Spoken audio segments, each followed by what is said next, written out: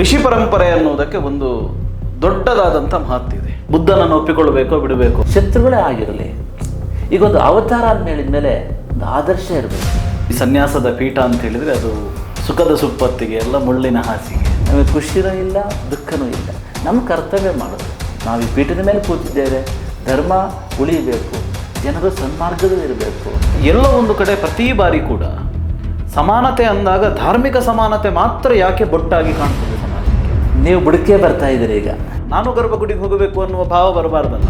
Judge exam pass ಮಾಡಿಕೊಂಡು judge ಆಗ್ಬೋದು, ಅವಕಾಶ ಇದೆ. ನಾನು ಹೇಳಿದ್ದು ಸಮಾಜಕ್ಕೆ ಉಪಯೋಗವಾಗಿದೆ. ಇದು ಸಮಾಜ ಬದಲಾವಣೆಗಳಾಗಿದೆ. ಯಾರು ಒಪ್ಪದೇ ಇರ್ತಕ್ಕಂಥ ಒಂದು ವ್ಯವಸ್ಥೆ ಇದೆ ಈಗ ಸರ್ಕಾರದಲ್ಲಿ ಅಂತಂದರೆ ಅದಕ್ಕೆ ಯಾರು ಬಾಧ್ಯತೆ? ಈಗ ಆಳ್ತಕ್ಕಂಥ ರಾಜಕೀಯ ನಾಯಕರಲ್ವಾ? ಒಬ್ಬರು ಸ್ವಾಮಿಗಳು ನೋಡಿದರೆ ಇನ್ನೊಂದು ಸ್ವಾಮಿಗಳಿಗೆ ಆಗೋದಿಲ್ಲ, ಮತ್ತೊಂದು ಸ್ವಾಮಿಗಳು ನೋಡಿದರೆ ಮತ್ತೊಂದು ಸ್ವಾಮಿಗಳಿಗೆ ಆಗೋದಿಲ್ಲ. ಯಾರು ಒಬ್ಬರ ಸಂತರ ಮಾಡಿರ್ತಕ್ಕಂಥ ಕೆಲಸ ಅಲ್ಲ. ಸಂತರ ನಡುವಿನಲ್ಲೇ ಒಂದು ರೀತಿಯಾದಂಥ ವೈರುಧ್ಯಗಳು, ಒಂದು ರೀತಿಯಾದಂಥ ಭಿನ್ನತೆಗಳು. ಸತ್ಯ ಒಂದೇ, ಮಾರ್ಗಗಳು ಅನೇಕ. ಭಾರತೀಯ ಸಂಸ್ಕೃತಿ ಸೇರ್ತಕ್ಕಂಥ ಎಲ್ಲರೂ ಕೂಡ ಸಮಾನವಾಗಿ ಈ ಸಂಸ್ಕಾರ ಪಾಲನೆ ಮಾಡಬೇಕು. ಉಪನೀತರಾಗದವರಿಗೆ ಸಮಾಜದಲ್ಲಿ ಏನು ಅಂತ ಕೇಳಿದರೆ ಅವರಿಗೆ ಹರಿಹರಪುರ ಸ್ವಾಮಿಗಳು ಅಂತ. ಆಧ್ಯಾತ್ಮಿಕತೆಯ ತಳಹದಿಯ ಮೇಲೆ ಲೌಕಿಕ ಜೀವನ ನಡೆಸಿದಾಗ ನೀವು ಚೆನ್ನಾಗಿರ್ತೀರಿ, ಕುಟುಂಬ ಚೆನ್ನಾಗಿರ್ತದೆ. ಎಲ್ಲ ಆಸ್ತಿಕ ಬಂಧುಗಳಿಗೆ ನಮಸ್ಕಾರ. ಭಾರತೀಯ ಪರಂಪರೆ ಹಾಗೆ ಪ್ರತಿ ಬಾರಿಯೂ ಕಹಳೆ ನ್ಯೂಸ್ ಮೂಲಕ ಒಂದೊಂದು ವಿಶೇಷತೆಗಳನ್ನು ನಾವು ಕೊಡ್ತಾ ಬರ್ತೇವೆ. ಭಾರತೀಯ ಪರಂಪರೆಯಲ್ಲಿ ಋಷಿ ಪರಂಪರೆ ಅನ್ನುವುದಕ್ಕೆ ಒಂದು ದೊಡ್ಡದಾದಂಥ ಮಹತ್ತಿದೆ. ಇವತ್ತು ಒಬ್ಬ ಋಷಿ ಸದೃಶರಾಗಿರ್ತಕ್ಕಂಥ ಒಂದು ಪ್ರತಿಷ್ಠಿತ ಪೀಠದ ಪೀಠಾಧಿಪತಿಗಳು ಮಾತ್ರ ಅಲ್ಲ, ಒಂದು ಪರಂಪರಾನುಗತವಾಗಿ ಬಂದ ಅನುಗ್ರಹವನ್ನು ಸಮಾಜಕ್ಕೆ ದಾರಿ ಎಳೆಯುತ್ತಾ ಅಕ್ಷರಶಃ ಶಂಕರಾಚಾರ್ಯರು ಯಾವ ತತ್ವವನ್ನು ತಮ್ಮ ಬದುಕಿನಲ್ಲಿ ಬದುಕಿ ಪಾಠವಾಗಿ ಹೇಳಿದರೋ ಅದನ್ನು ಇವತ್ತು ಅವರು ಬದುಕಿ ಪಾಠವಾಗಿ ಸಮಾಜಕ್ಕೆ ನೀಡ್ತಾ ಇರುವಂಥ ಪೀಠಾಧಿಪತಿಗಳು ಇವತ್ತು ನಮ್ಮ ಜೊತೆಗಿದ್ದಾರೆ. ಅವರೊಂದಿಗಿನ ವಿಶೇಷ ಸಂದರ್ಶನ ಇದಾಗಿರುತ್ತೆ. ನಾನು ಶ್ಯಾಮ ಸುದರ್ಶನ್. ವೀಕ್ಷಕ ಮಿತ್ರರೇ, ನಾನೀಗಾಗಲೇ ಹೇಳಿದ ಹಾಗೆ ಆದಿಶಂಕರಾಚಾರ್ಯರ ಕ್ಷೇತ್ರ ಅದು ದಿವ್ಯ ಕ್ಷೇತ್ರ ಅಂತ ಅನಿಸಿಕೊಳ್ಳಲ್ಪಡುತ್ತು. ಯಾಕೆ ಅನಿಸಿಕೊಳ್ಳಲ್ಪಡುತ್ತು ಅನ್ನುವುದಕ್ಕೆ ಉತ್ತರವಾಗಿ ನೋಡ್ತಾ ಹೋದರೆ ಅಲ್ಲಿನ ಕೆಲಸಗಳು, ಅಲ್ಲಿನ ದಿವ್ಯತೆ, ಅಲ್ಲಿನ ಭವ್ಯತೆ, ಅಲ್ಲಿಂದ ಸಿಕ್ಕಿದ ಅನುಗ್ರಹ, ಅದಕ್ಕೆಲ್ಲದಕ್ಕೂ ಶಾರದಾ ಲಕ್ಷ್ಮೀ ನರಸಿಂಹರ ಅನುಗ್ರಹ ಕಾರಣ ಅನ್ನುವಂಥದ್ದು ಇಲ್ಲಿನ ಭಕ್ತರು ಮಾತಾಡುವಂಥ ವಿಚಾರಗಳು. ಖಂಡಿತ ನಾನು ಹೇಳ್ತಾ ಇರುವಂಥದ್ದು ಅದೇ. ದಿವ್ಯ ಕ್ಷೇತ್ರವಾಗಿರತಕ್ಕಂಥ ಶ್ರೀ ಹರಿಹರಪುರದ ಜಗದ್ಗುರು ಶಂಕರಾಚಾರ್ಯರ ಪೀಠ, ಅಲ್ಲಿನ ಪೀಠಾಧಿಪತಿಗಳು ಶ್ರೀಮದ್ ಜಗದ್ಗುರು ಶಂಕರಾಚಾರ್ಯ ಸ್ವಯಂ ಪ್ರಕಾಶ ಸಚ್ಚಿದಾನಂದ ಸರಸ್ವತಿ ಶ್ರೀಪಾದರು. ಬನ್ನಿ, ನಮ್ಮ ಜೊತೆಗೆ ಪೂಜ್ಯ ಶ್ರೀಪಾದರಿದ್ದಾರೆ, ಮಾತಾಡಿಸೋಣ. ಗುರುಗಳೇ ಪ್ರಣಾಮಗಳು. ನಾರಾಯಣ. ಗುರುಗಳೇ, ತಮ್ಮ ಸನ್ಯಾಸದ ರಜತ ಸಂಭ್ರಮ ಇದು, ನಮಗೆ ಸಂಭ್ರಮ. ನಾರಾಯಣ. ಮಾತ್ರ ಅಲ್ಲ, ಚಾತುರ್ಮಾಸ್ಯದ 25ನೇ ವರ್ಷ ಅಂದರೆ ಅದೂ ರಜತ ಸಂಭ್ರಮ. ಈ ಹೊತ್ತಿನಲ್ಲಿ ಮೊದಲನೇದಾಗಿ ಕಹಳೆ ನ್ಯೂಸ್ ಮೂಲಕ ವೀಕ್ಷಕರಿಗೆ ಏನು ಸಂದೇಶವನ್ನು ಕೊಡಲಿಕ್ಕೆ ಇಚ್ಛೆ ಪಡ್ತೀವಿ? ಬದುಕು ಎನ್ನುವುದು ಅತ್ಯಂತ ಅಮೂಲ್ಯವಾದದ್ದು. ಆದ್ದರಿಂದ ನಾವೆಲ್ಲರೂ ಕೂಡ ಅರ್ಥಪೂರ್ಣವಾದ ಬದುಕನ್ನು ಬಾಳಲಿಕ್ಕೆ ಪ್ರಯತ್ನ ಮಾಡಬೇಕು. ನಮ್ಮ ಬದುಕು ವೈಯಕ್ತಿಕ ಉನ್ನತಿ, ಕುಟುಂಬದ ಕ್ಷೇಮ, ಸಮಾಜದ ಹಿತ, ದೇಶದ ಅಭಿವೃದ್ಧಿ, ವಿಶ್ವದ ಕಲ್ಯಾಣ, ಈ 5 ಅಂಶಗಳನ್ನು ಪೂರೈಸುವುದಕ್ಕೆ ಪೂರಕವಾಗಿರಬೇಕು. ಅಂತಹ ಬದುಕನ್ನು ಯಾರು ಬಾಳ್ತಾರೋ ಅವರು ಈ ಭೂಮಿ ಮೇಲೆ ಬಂದಿದ್ದಕ್ಕೆ ಸಾರ್ಥಕ ಆಗ್ತದೆ. ಆದ್ದರಿಂದ ಪ್ರತಿಯೊಬ್ಬ ಮನುಷ್ಯನೂ ಕೂಡ ಹಾಗೆ ಬಾಳಿದಾಗ ಅದರಿಂದ ಲೋಕಕ್ಕೂ ಹಿತ ಆಗುತ್ತೆ. ಅದರಿಂದ ವ್ಯಕ್ತಿ ಸರ್ವತೋಮುಖವಾಗಿರತಕ್ಕಂತಹ, ಪರಿಪೂರ್ಣವಾಗಿರತಕ್ಕಂತಹ ಆ ವ್ಯಕ್ತಿತ್ವವನ್ನು ವಿಕಾಸ ಮಾಡಿಕೊಳ್ಳಿಕ್ಕಾಗತ್ತೆ. ಆದ್ದರಿಂದ ಪ್ರತಿಯೊಬ್ಬರೂ ಕೂಡ ಈ ಒಂದು ಅಂಶವನ್ನು ಗಮನದಲ್ಲಿಟ್ಟುಕೊಂಡು ವೈಯಕ್ತಿಕ ಉನ್ನತಿ ಅಂತಂದರೆ ಲೌಕಿಕವಾಗಿರ್ತಕ್ಕಂತಹ ಶ್ರೇಯಸ್ಸನ್ನು ಪಡ್ಕೊಳ್ಬೇಕು, ಪಾರಮಾರ್ಥಿಕವಾಗಿರ್ತಕ್ಕಂತಹ ಆ ಒಂದು ಮೇಲ್ಮೇನೂ ಕೂಡ ಪಡ್ಕೊಬೇಕು. ಇವೆರಡೂ ಸೇರಿದಾಗ ವ್ಯಕ್ತಿಗೆ ವೈಯಕ್ತಿಕ ಉನ್ನತಿ ಆಗುತ್ತೆ. ಆದ್ದರಿಂದ ವೈಯಕ್ತಿಕ ಉನ್ನತಿ, ಕುಟುಂಬದ ಕ್ಷೇಮ, ಸಮಾಜದ ಹಿತ, ದೇಶದ ಅಭಿವೃದ್ಧಿ, ವಿಶ್ವದ ಕಲ್ಯಾಣ, ಈ 5 ಅಂಶಗಳನ್ನು ನಾವು ಪೂರೈಸಲಿಕ್ಕೆ ಪೂರಕವಾಗಿ ಬದುಕಿದಾಗ ಬದುಕು ಸಾರ್ಥಕವಾಗ್ತದೆ. ಅಂತಹ ಬದುಕನ್ನು ಪ್ರತಿಯೊಬ್ಬರೂ ಬಾಳಬೇಕು ಅಂತ ನಾವು ಈ ಸಂದರ್ಭದಲ್ಲಿ ಎಲ್ಲರಿಗೂ ತಿಳಿಸ್ತಾ ಇದ್ದೇವೆ. ಗುರುಗಳೇ, ಇದೀಗ ಹರಿಹರಪುರ ಪೀಠ, ಹರಿಹರಪುರ ಮಠ ಅನೇಕ ವರ್ಷಗಳ ಪರಂಪರೆ ಇರುವಂತಹದ್ದು, ಶಂಕರಾಚಾರ್ಯರ ಹಿನ್ನೆಲೆ ಇರುವಂತಹದ್ದು ಮಠಕ್ಕೆ. ಹರಿಹರಪುರ ಕ್ಷೇತ್ರದ ಬಗ್ಗೆ ವೀಕ್ಷಕರಿಗೆ ಮಾಹಿತಿಯನ್ನು ಕೊಡುವುದಾದ್ರೆ, ಗುರು ಪರಂಪರೆಯ ಬಗ್ಗೆ ನಮಗೆ ತಿಳಿಸಿಕೊಡುವುದಾದ್ರೆ, ಅಲ್ಲಿನ ಆರಾಧ್ಯ ಸಾನ್ನಿಧ್ಯಗಳ ಬಗ್ಗೆ, ನಿತ್ಯೋಪಾಸನೆಗಳ ಬಗ್ಗೆ, ಅದರಲ್ಲೂ ಪೂಜ್ಯ ಶ್ರೀಪಾದರ ಶ್ರೀಚಕ್ರ ಪೂಜೆಯನ್ನು ನಾವೆಲ್ಲ ಕಣ್ಣಾರೆ ಕಂಡವರು. ಅಕ್ಷರಶಃ ತಾಯಿ ಬಂದು ಪೂಜೆಯನ್ನು ಸ್ವೀಕರಿಸ್ತಾ ಇದ್ದಾಳೆ ಅನ್ನುವಂಥ ಭಾವ ಬರುವಂಥದ್ದು. ಇದರ ಬಗ್ಗೆ ನಮ್ಮ ವೀಕ್ಷಕರಿಗೆ ತಿಳಿಸಿಕೊಡಬೇಕು. ಆತ್ಮೀಯರೇ, ಹರಿಹರಪುರದ ಪೌರಾಣಿಕ ಹೆಸರು ದಕ್ಷಾಶ್ರಮ ಅಂತ. ಸ್ಕಾಂದ ಪುರಾಣದ ಸಹ್ಯಾದ್ರಿ ತುಂಗಭದ್ರಾ ಕಾಂಡದ ಪ್ರಕಾರ ಇಲ್ಲಿ ದಕ್ಷ ಪ್ರಜಾಪತಿಯು ಮಹಾಯಾಗವನ್ನು ಮಾಡ್ತಾನೆ. ಆ ಮಹಾಯಾಗದಲ್ಲಿ ಪರಶಿವನು ಯಜ್ಞಕುಂಡದಲ್ಲಿ ಅವತರಿಸಿ ಎಲ್ಲರನ್ನೂ ಅನುಗ್ರಹ ಮಾಡತಕ್ಕಂಥ ಸ್ಥಳ ಇದಾಗಿದೆ. ನಂತರದ ಕಾಲದಲ್ಲಿ ಅಗಸ್ತ್ಯ ಮಹರ್ಷಿಗಳು ಉತ್ತರ ಭಾರತದಿಂದ ದಕ್ಷಿಣ ಭಾರತದೆಡೆಗೆ ಬರುವಾಗ ಈ ದಕ್ಷಾಶ್ರಮದಲ್ಲಿ ದಕ್ಷಾಶ್ರಮೇ ತಪಃ ಕೃತ್ವ ಏನ ಸಾಕ್ಷಾತ್ ಕೃತೋ ಹರಿಹಿ ಎನ್ನುವಂತೆ ಅಗಸ್ತ್ಯ ಮಹರ್ಷಿಗಳು ಈ ಒಂದು ದಕ್ಷಾಶ್ರಮದಲ್ಲಿ ತಪಸ್ಸನ್ನು ಮಾಡಿ ವಿಶೇಷವಾಗಿ ಆ ಸಮಯದಲ್ಲಿ ಲಕ್ಷ್ಮೀ ನರಸಿಂಹಸ್ವಾಮಿಯನ್ನು ಆರಾಧಿಸಿ ಆ ನರಸಿಂಹದೇವರ ಪ್ರತ್ಯಕ್ಷ ದರ್ಶನವನ್ನು ಪಡ್ಕೊಳ್ತಾರೆ. ಆದ್ದರಿಂದಲೇ ಈ ಒಂದು ದಕ್ಷಾಶ್ರಮಕ್ಕೆ ದಿವ್ಯಕ್ಷೇತ್ರ ಎನ್ನುವ ಹೆಸರು ಬಂದಿದೆ.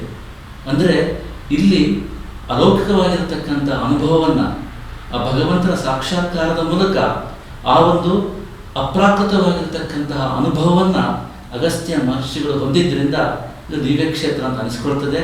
ಇಂತಹ ಒಂದು ದಿವ್ಯಕ್ಷೇತ್ರದಲ್ಲಿ ಅಗಸ್ತ್ಯ ಮಹರ್ಷಿಗಳು ಆ ಭಗವಂತನನ್ನು ವಿಶೇಷವಾಗಿ ನರಸಿಂಹದೇವನ ತಪಸ್ಸು ಮಾಡಿ ಅವರ ಅನುಗ್ರಹ ಪಡ್ಕೊಳ್ತಾರೆ. ಇಲ್ಲಿ ವಿಶೇಷ ಅಂತ ಹೇಳಿದರೆ, ಇಲ್ಲಿ ಪರಮ ಪವಿತ್ರವಾಗಿರ್ತಕ್ಕಂಥ ತುಂಗಾ ನದಿ ಉತ್ತರ ದಿಕ್ಕಿಗೆ ಪ್ರವಹಿಸ್ತದೆ. ಉತ್ತರ ದಿಕ್ಕಿಗೆ ಹರಿತಕ್ಕಂತಹ ವಿಶೇಷ ಏನಂತ ಕೇಳಿದರೆ, ಎಲ್ಲಿ ಯಾವ ತೀರ್ಥಕ್ಷೇತ್ರದಲ್ಲಿ ನದಿಯು ಉತ್ತರ ದಿಕ್ಕಿಗೆ ಪ್ರವಹಿಸ್ತಾ ಇರ್ತದೋ ಅದು ಸಿದ್ಧಕ್ಷೇತ್ರ ಅಂತ ಅನಿಸ್ಕೊಳ್ತದೆ. ಆ ಕಾರಣದಿಂದ ಇಲ್ಲಿ ಅಗಸ್ತ್ಯ ಮಹರ್ಷಿಗಳು ವಿಶೇಷವಾಗಿ ತಪಸ್ಸನ್ನು ಮಾಡ್ತಾರೆ. ತನ್ಮೂಲಕ ಆ ನರಸಿಂಹದೇವರ ಅನುಗ್ರಹವನ್ನು ಪಡ್ಕೊಳ್ತಾರೆ. ಇದು ಆ ಒಂದು ಪೌರಾಣಿಕ ಇತಿಹಾಸವಾಗಿದೆ. ನಂತರದ ದಿನಗಳಲ್ಲಿ ಆದಿಶಂಕರ ಭಗವತ್ಪಾದರು ದಕ್ಷಿಣ ಭಾರತದ ಎಡೆಗೆ ವಿಜಯಯಾತ್ರೆ ಮಾಡುವಾಗ ಆ ಸಂದರ್ಭದಲ್ಲಿ ಇಲ್ಲಿ ಸೌರಾಷ್ಟ್ರೇಷು ಜನಿಂ ಪ್ರಾಪ್ಯ ದಕ್ಷಾಶ್ರಮ ಉಪಾಗತಃ ತುಂಗಾತೀರೆ ತಪೋನಿಷ್ಠಾಃ ಆದಿಶಂಕರ ದೀಕ್ಷಿತಃ ಎನ್ನುವಂತೆ ಸೌರಾಷ್ಟ್ರದಿಂದ ಬಂದಿರತಕ್ಕಂಥ ಒಬ್ಬ ಬಾಲಕ ವಟು ಈ ಒಂದು ಅಗಸ್ತ್ಯರು ತಪಸ್ಸು ಮಾಡಿರ್ತಕ್ಕಂತಹ ಈ ದಕ್ಷಾಶ್ರಮದಲ್ಲಿ ಅವರು ವಿಶೇಷವಾಗಿರ್ತಕ್ಕಂಥ ಅನುಷ್ಠಾನ ಮಾಡ್ತಾ ಇರ್ತಾರೆ. ಆದಿಶಂಕರರು ಆ ಸಮಯದಲ್ಲಿ ಈ ಒಂದು ದಕ್ಷಾಶ್ರಮಕ್ಕೆ ಬಂದು ಇಲ್ಲಿ ಇರತಕ್ಕಂತಹ ವಿಶೇಷವಾಗಿರ್ತಕ್ಕಂಥ ಆ ನರಸಿಂಹದೇವರ ಸಾನ್ನಿಧ್ಯವನ್ನು ಗಮನಿಸಿ ಇಲ್ಲಿ ಜ್ಞಾನಕ್ಕೆ ಅಧಿದೇವತೆಯಾಗಿರತಕ್ಕಂಥ ಶಾರದಾ ಪರಮೇಶ್ವರಿಯನ್ನು ವಿಶೇಷವಾಗಿ ಶ್ರೀಚಕ್ರ ಯಂತ್ರೋದ್ಧಾರ ಮಾಡೋದರ ಮೂಲಕ ಅಮ್ಮನವರನ್ನ ಪ್ರತಿಷ್ಠಾಪನೆ ಮಾಡಿ ಆ ತಪಸ್ಸು ಮಾಡ್ತಕ್ಕಂಥ ಹುಡುಗನಿಗೆ ಮಂತ್ರದೀಕ್ಷೆಯನ್ನು ಕೊಟ್ಟು ಆ ಶ್ರೀಕೃಷ್ಣ ಯೋಗೀಂದ್ರರನ್ನು ಇಲ್ಲಿ ಹರಸಿ ಮುಂದಕ್ಕೆ ತೆರಳುತ್ತಾರೆ. ಹೀಗೆ ಆ ಒಂದು ಆದಿಶಂಕರ ಅನುಗ್ರಹದಿಂದ ಆರಂಭವಾಗಿರ್ತಕ್ಕಂಥ ಈ ಗುರು ಪರಂಪರೆ ಇವತ್ತಿಗೂ ಕೂಡ ನಿರಂತರವಾಗಿ ನಡೆಕೊಂಡು ಬರ್ತಾ ಇದೆ. ಅಂದರೆ ಮೂಲವಾಗಿ ಅಲ್ಲಿ ಅವರು ಅವತ್ತು ದೀಕ್ಷೆ ಕೊಟ್ಟಂಥ ಪರಂಪರೆ ಇವತ್ತಿನವರೆಗೂ ಬರ್ತಾ ಇದೆ. ಈಗ ಗುರುಗಳೇ, ಅಲ್ಲಿ ಈಗ ತಾವು ಆರಾಧನೆ ಮಾಡುವಂಥ ತಮ್ಮ ಪಟ್ಟದ ದೇವರು ಯಾರ್ಯಾರು? ಮೊದಲೇ ಹೇಳಿದಂತೆ ಈ ದಿವ್ಯಕ್ಷೇತ್ರ ಹರಿಹರಪುರದಲ್ಲಿ ವಿಶೇಷವಾಗಿ ನರಸಿಂಹದೇವರ ವಿಶೇಷವಾಗಿರ್ತಕ್ಕಂಥ ಸಾನ್ನಿಧ್ಯ ಇದೆ. ಯಾವ ಅಗಸ್ತ್ಯ ಮಹರ್ಷಿಗಳು ಈ ದಕ್ಷಾಶ್ರಮದಲ್ಲಿ ತಪಸ್ಸನ್ನು ಮಾಡಿ ನರಸಿಂಹದೇವರ ಪ್ರತ್ಯಕ್ಷ ದರ್ಶನ ಪಡ್ಕೊಂಡ್ರೋ ಆಗ ಅವರು ಆರಾಧಿಸಿದ ಸಾಲಿಗ್ರಾಮ ಮೂರ್ತಿಗಳು ಪರಂಪರೆಯಾಗಿ ನಮ್ಮ ದಿವ್ಯಕ್ಷೇತ್ರ ಹರಿಹರಪುರದಲ್ಲಿ ಇದೆ. ಆದ್ದರಿಂದ ಇಲ್ಲಿ ವಿಶೇಷವಾಗಿ ನರಸಿಂಹದೇವರ ಆರಾಧನೆಯನ್ನು ನಾವು ನೋಡಬಹುದಾಗಿದೆ. ಹಾಗೆಯೇ ಜಗದ್ಗುರು ಆದಿಶಂಕರಾಚಾರ್ಯರು ಆ ಒಂದು ಶ್ರೀಚಕ್ರ ಯಂತ್ರೋದ್ಧಾರವನ್ನು ಮಾಡಿ ಶಾರದಾ ಪರಮೇಶ್ವರಿನ ಪ್ರತಿಷ್ಠಾಪನೆ ಮಾಡಿದ್ದಾರೆ. ಆದ್ದರಿಂದ ವಿಶೇಷವಾಗಿ ಆ ಒಂದು ಲಲಿತಾ ಪರಮೇಶ್ವರಿಯನ್ನು ಶಾರದಾ ಪರಮೇಶ್ವರಿ ರೂಪದಲ್ಲಿ ಆರಾಧನೆ ಮಾಡ್ತಕ್ಕಂತಹ ಶ್ರೀಚಕ್ರದ ಮೂಲಕ ಆ ಒಂದು ಮಹಾಲಕ್ಷ್ಮಿ, ಮಹಾಕಾಳಿ, ಮಹಾ ಸರಸ್ವತ್ಯಾತ್ಮಕವಾಗಿರ್ತಕ್ಕಂತಹ ಆ ಲಲಿತಾ ತ್ರಿಪುರ ಸುಂದರಿಯನ್ನು ಆರಿಸ್ತಕ್ಕಂಥ ಪದ್ಧತಿ ಅನಾದಿ ಕಾಲದಿಂದಲೂ ಈ ಒಂದು ಹರಿಹರಪುರದ ಈ ಗುರು ಪರಂಪರೆಯಲ್ಲಿ ಅನೂಚಾನವಾಗಿ ನಡ್ಕೊಂಡು ಬರ್ತಾ ಇದೆ. ಹೀಗೆ ದಕ್ಷಾಶ್ರಮವಾಗಿರ್ತಕ್ಕಂಥ ಈ ಒಂದು ಹರಿಹರಪುರ ಮುಂದೆ 1392ರಲ್ಲಿ ಹರಿಹರಪುರ ಅಂತ ಹೆಸರು ಪಡ್ಕೊಳ್ತದೆ. ಮೊದಲೇ ಹೇಳಿದ ಹಾಗೆ ಇದರ ಪೌರಾಣಿಕ ಹೆಸರು ದಕ್ಷಾಶ್ರಮ. ನಂತರ ದಿನಗಳಲ್ಲಿ 1392ರಲ್ಲಿ ಆಗ ವಿಜಯನಗರದ 2ನೇ ಚಕ್ರವರ್ತಿ ಹರಿಹರರಾಯರು ಆಳ್ತಾ ಇರತಕ್ಕಂಥ ಸಮಯ, ಅವರು ಇಲ್ಲಿ ಅಗ್ರಹಾರವನ್ನು ಕಟ್ಟಿ ಇಲ್ಲಿ ವಿಶೇಷವಾಗಿ ಆ ಒಂದು ಮೊದಲೇ ಹೇಳಿದಂತೆ ಆ ಸ್ಕಂದ ಪುರಾಣದಲ್ಲಿ ಹೇಳಿರುವ ರೀತಿಯಲ್ಲಿ ಆ ದಕ್ಷ ಪ್ರಜಾಪತಿ ಯಾಗ ಮಾಡತಕ್ಕಂಥ ಸಂದರ್ಭದಲ್ಲಿ ಆವಿರ್ಭವಿಸಿರತಕ್ಕಂಥ ಹರನ ಸಾನ್ನಿಧ್ಯ ಇದೆ. ಹಾಗೆಯೇ ಅಗಸ್ತ್ಯ ಮಹರ್ಷಿಗಳು ಪ್ರತ್ಯಕ್ಷ ದರ್ಶನ ಪಡ್ಕೊಂಡಿರ್ತಕ್ಕಂಥ ಹರಿಯ ಸಾನ್ನಿಧ್ಯ ಇದೆ. ಅಂದರೆ ಸ್ವಯಂಭೂ ದಕ್ಷರ ಸೋಮೇಶ್ವರ ದೇವಸ್ಥಾನವನ್ನು ನಾವು ಇವತ್ತಿಗೂ ನೋಡಬಹುದಾಗಿದೆ ಹರಿಹರಪುರದಲ್ಲಿ. ಅಲ್ಲಿ ಸ್ವಯಂಭೂ ದಕ್ಷರ ಸೋಮೇಶ್ವರ ಸ್ವಾಮಿ ಮೂಲ ದೇವರಾಗಿದ್ದಾನೆ. ನಂತರ ದಿನಗಳಲ್ಲಿ ಅಗಸ್ತ್ಯ ಕರಾರ್ಚಿತ ಲಕ್ಷ್ಮೀ ನರಸಿಂಹಸ್ವಾಮಿಯ ಸಾನ್ನಿಧ್ಯ ಇದೆ. ಹೀಗೆ ಹರಿ ಮತ್ತು ಹರರ ಸಾನ್ನಿಧ್ಯ ಇಲ್ಲಿ ಇರುವುದರಿಂದ ಅಷ್ಟೇ ಅಲ್ಲ, ತನ್ನ ಹೆಸರು ಕೂಡ ಹರಿಹರ ರಾಯರು ಆಗಿರುವುದರಿಂದ 1392ರಲ್ಲಿ ಈ ಆಗಿನ ಕಾಲಕ್ಕೆ ಸುಮಾರು 12,000 ಎಕರೆ ಭೂಮಿಯನ್ನು ಈ ಒಂದು ಹರಿಹರಿಗೆ ಪೂಜೆಗಾಗಿ, ಹರಿ ಮತ್ತು ಹರರ ಪೂಜೆಗಾಗಿ ನೀಡಿ ಈ ಒಂದು ಊರಿಗೆ ದಕ್ಷಾಶ್ರಮ ಎನ್ನುವ ಹೆಸರಿರ್ತಕ್ಕಂಥ ಊರಿಗೆ ಹರಿಹರಪುರ ಅಂತ ನಾಮಕರಣ ಮಾಡ್ತಾರೆ. ಅದರ ಶಿಲಾಶಾಸನ ನಮಗೆ ಎಲ್ಲ ಕಡೆ ಈಗ ಎಲ್ಲ ಕಡೆ ಸಿಗುತ್ತೆ, ಎಲ್ಲಿ ಬೇಕು ನೋಡ್ಕೊಬೋದು. 1392ರ ಶಿಲಾಶಾಸನ ನೋಡಿದರೆ ಈ ಮಾಹಿತಿ ನಮಗೆ ಸಿಗ್ತದೆ. ಗುರುಗಳೇ, ಈಗ ಕ್ಷೇತ್ರವನ್ನು ಗಮನಿಸ್ತಾ ಹೋದಾಗೆ ಕ್ಷೇತ್ರದ ಸಾನ್ನಿಧ್ಯಗಳ ಬಗ್ಗೆ ನಾವು ಮಾತಾಡ್ತಾ ಇರುವಂಥದ್ದು. ವಿಶೇಷವಾಗಿ ದಶಾವತಾರದಲ್ಲಿ ನಾವು ನೋಡ್ತಾ ಹೋದರೆ ಇವತ್ತು ತುಂಬ ಚರ್ಚೆಗಳಿದೆ. ಬುದ್ಧನನ್ನು ಒಪ್ಪಿಕೊಳ್ಳಬೇಕೋ ಬಿಡಬೇಕು ಅನ್ನುವ ಚರ್ಚೆಗಳಿದೆ. ಹರಿಹರಪುರ ಕ್ಷೇತ್ರಕ್ಕೆ ಹೋದರೆ ನಾವು ಆರಾಧನೆಯನ್ನು ನೋಡ್ತೇವೆ, ಹೌದು, ಅಥವಾ ಒಪ್ಪಿಕೊಂಡ ವ್ಯವಸ್ಥೆಯನ್ನು ಗಮನಿಸ್ತೇವೆ. ಹೌದು. ಮಾತ್ರ ಅಲ್ಲ, ಬೃಹದಾಕಾರದಲ್ಲಿ ನಿಂತಿರತಕ್ಕಂಥ ಆಂಜನೇಯ ಹರಿಹರಪುರ ಕ್ಷೇತ್ರಕ್ಕೆ ಒಂದು ಕೀರ್ತಿ ಕಲಶದಾಗೆ ಕಾಣ್ತದೆ ನಮಗೆಲ್ಲ. ಸೊ ಪರಿವಾರವಾಗಿರ್ತಕ್ಕಂಥ ಸಾನ್ನಿಧ್ಯಗಳ ಬಗ್ಗೆ ತಿಳಿಸಿಕೊಡೋದಾದರೆ, ಈಗ ಬೌದ್ಧಾವತಾರ ಬಗ್ಗೆ ಹೇಳಬೇಕು ಅಂತಾದರೆ, ದಶಾವತಾರದಲ್ಲಿ ಮಹಾವಿಷ್ಣುವಿನ 10 ಅವತಾರಗಳನ್ನು ಹೇಳುವಾಗ ಅನೇಕ ಅಭಿಪ್ರಾಯಗಳು ಇವೆ. ಕೆಲವರು ಆ ಒಂದು ಭಗವಂತನ ಅವತಾರ ಹೇಳೋ ಸಂದರ್ಭದಲ್ಲಿ ಮತ್ಸ್ಯ ಅವತಾರ ಹೇಳ್ತಾ ಇದ್ದಾರೆ, ಕೂರ್ಮ ಹೇಳ್ತಾ ಇದ್ದಾರೆ, ವರಾಹ ಹೇಳ್ತಾ ಇದ್ದಾರೆ, ನರಸಿಂಹ ಹೇಳ್ತಾ ಇದ್ದಾರೆ. ಹಾಗೆ ವಾಮನ, ಪರಶುರಾಮ, ರಾಮ ಮತ್ತು ಕೃಷ್ಣ, ಈ ಒಂದು ಏನು ಅನುಕ್ರಮ ಇದೆ ಇದು ಎಲ್ಲರಿಗೂ ಸಮಾನವಾಗಿ ಇದೆ.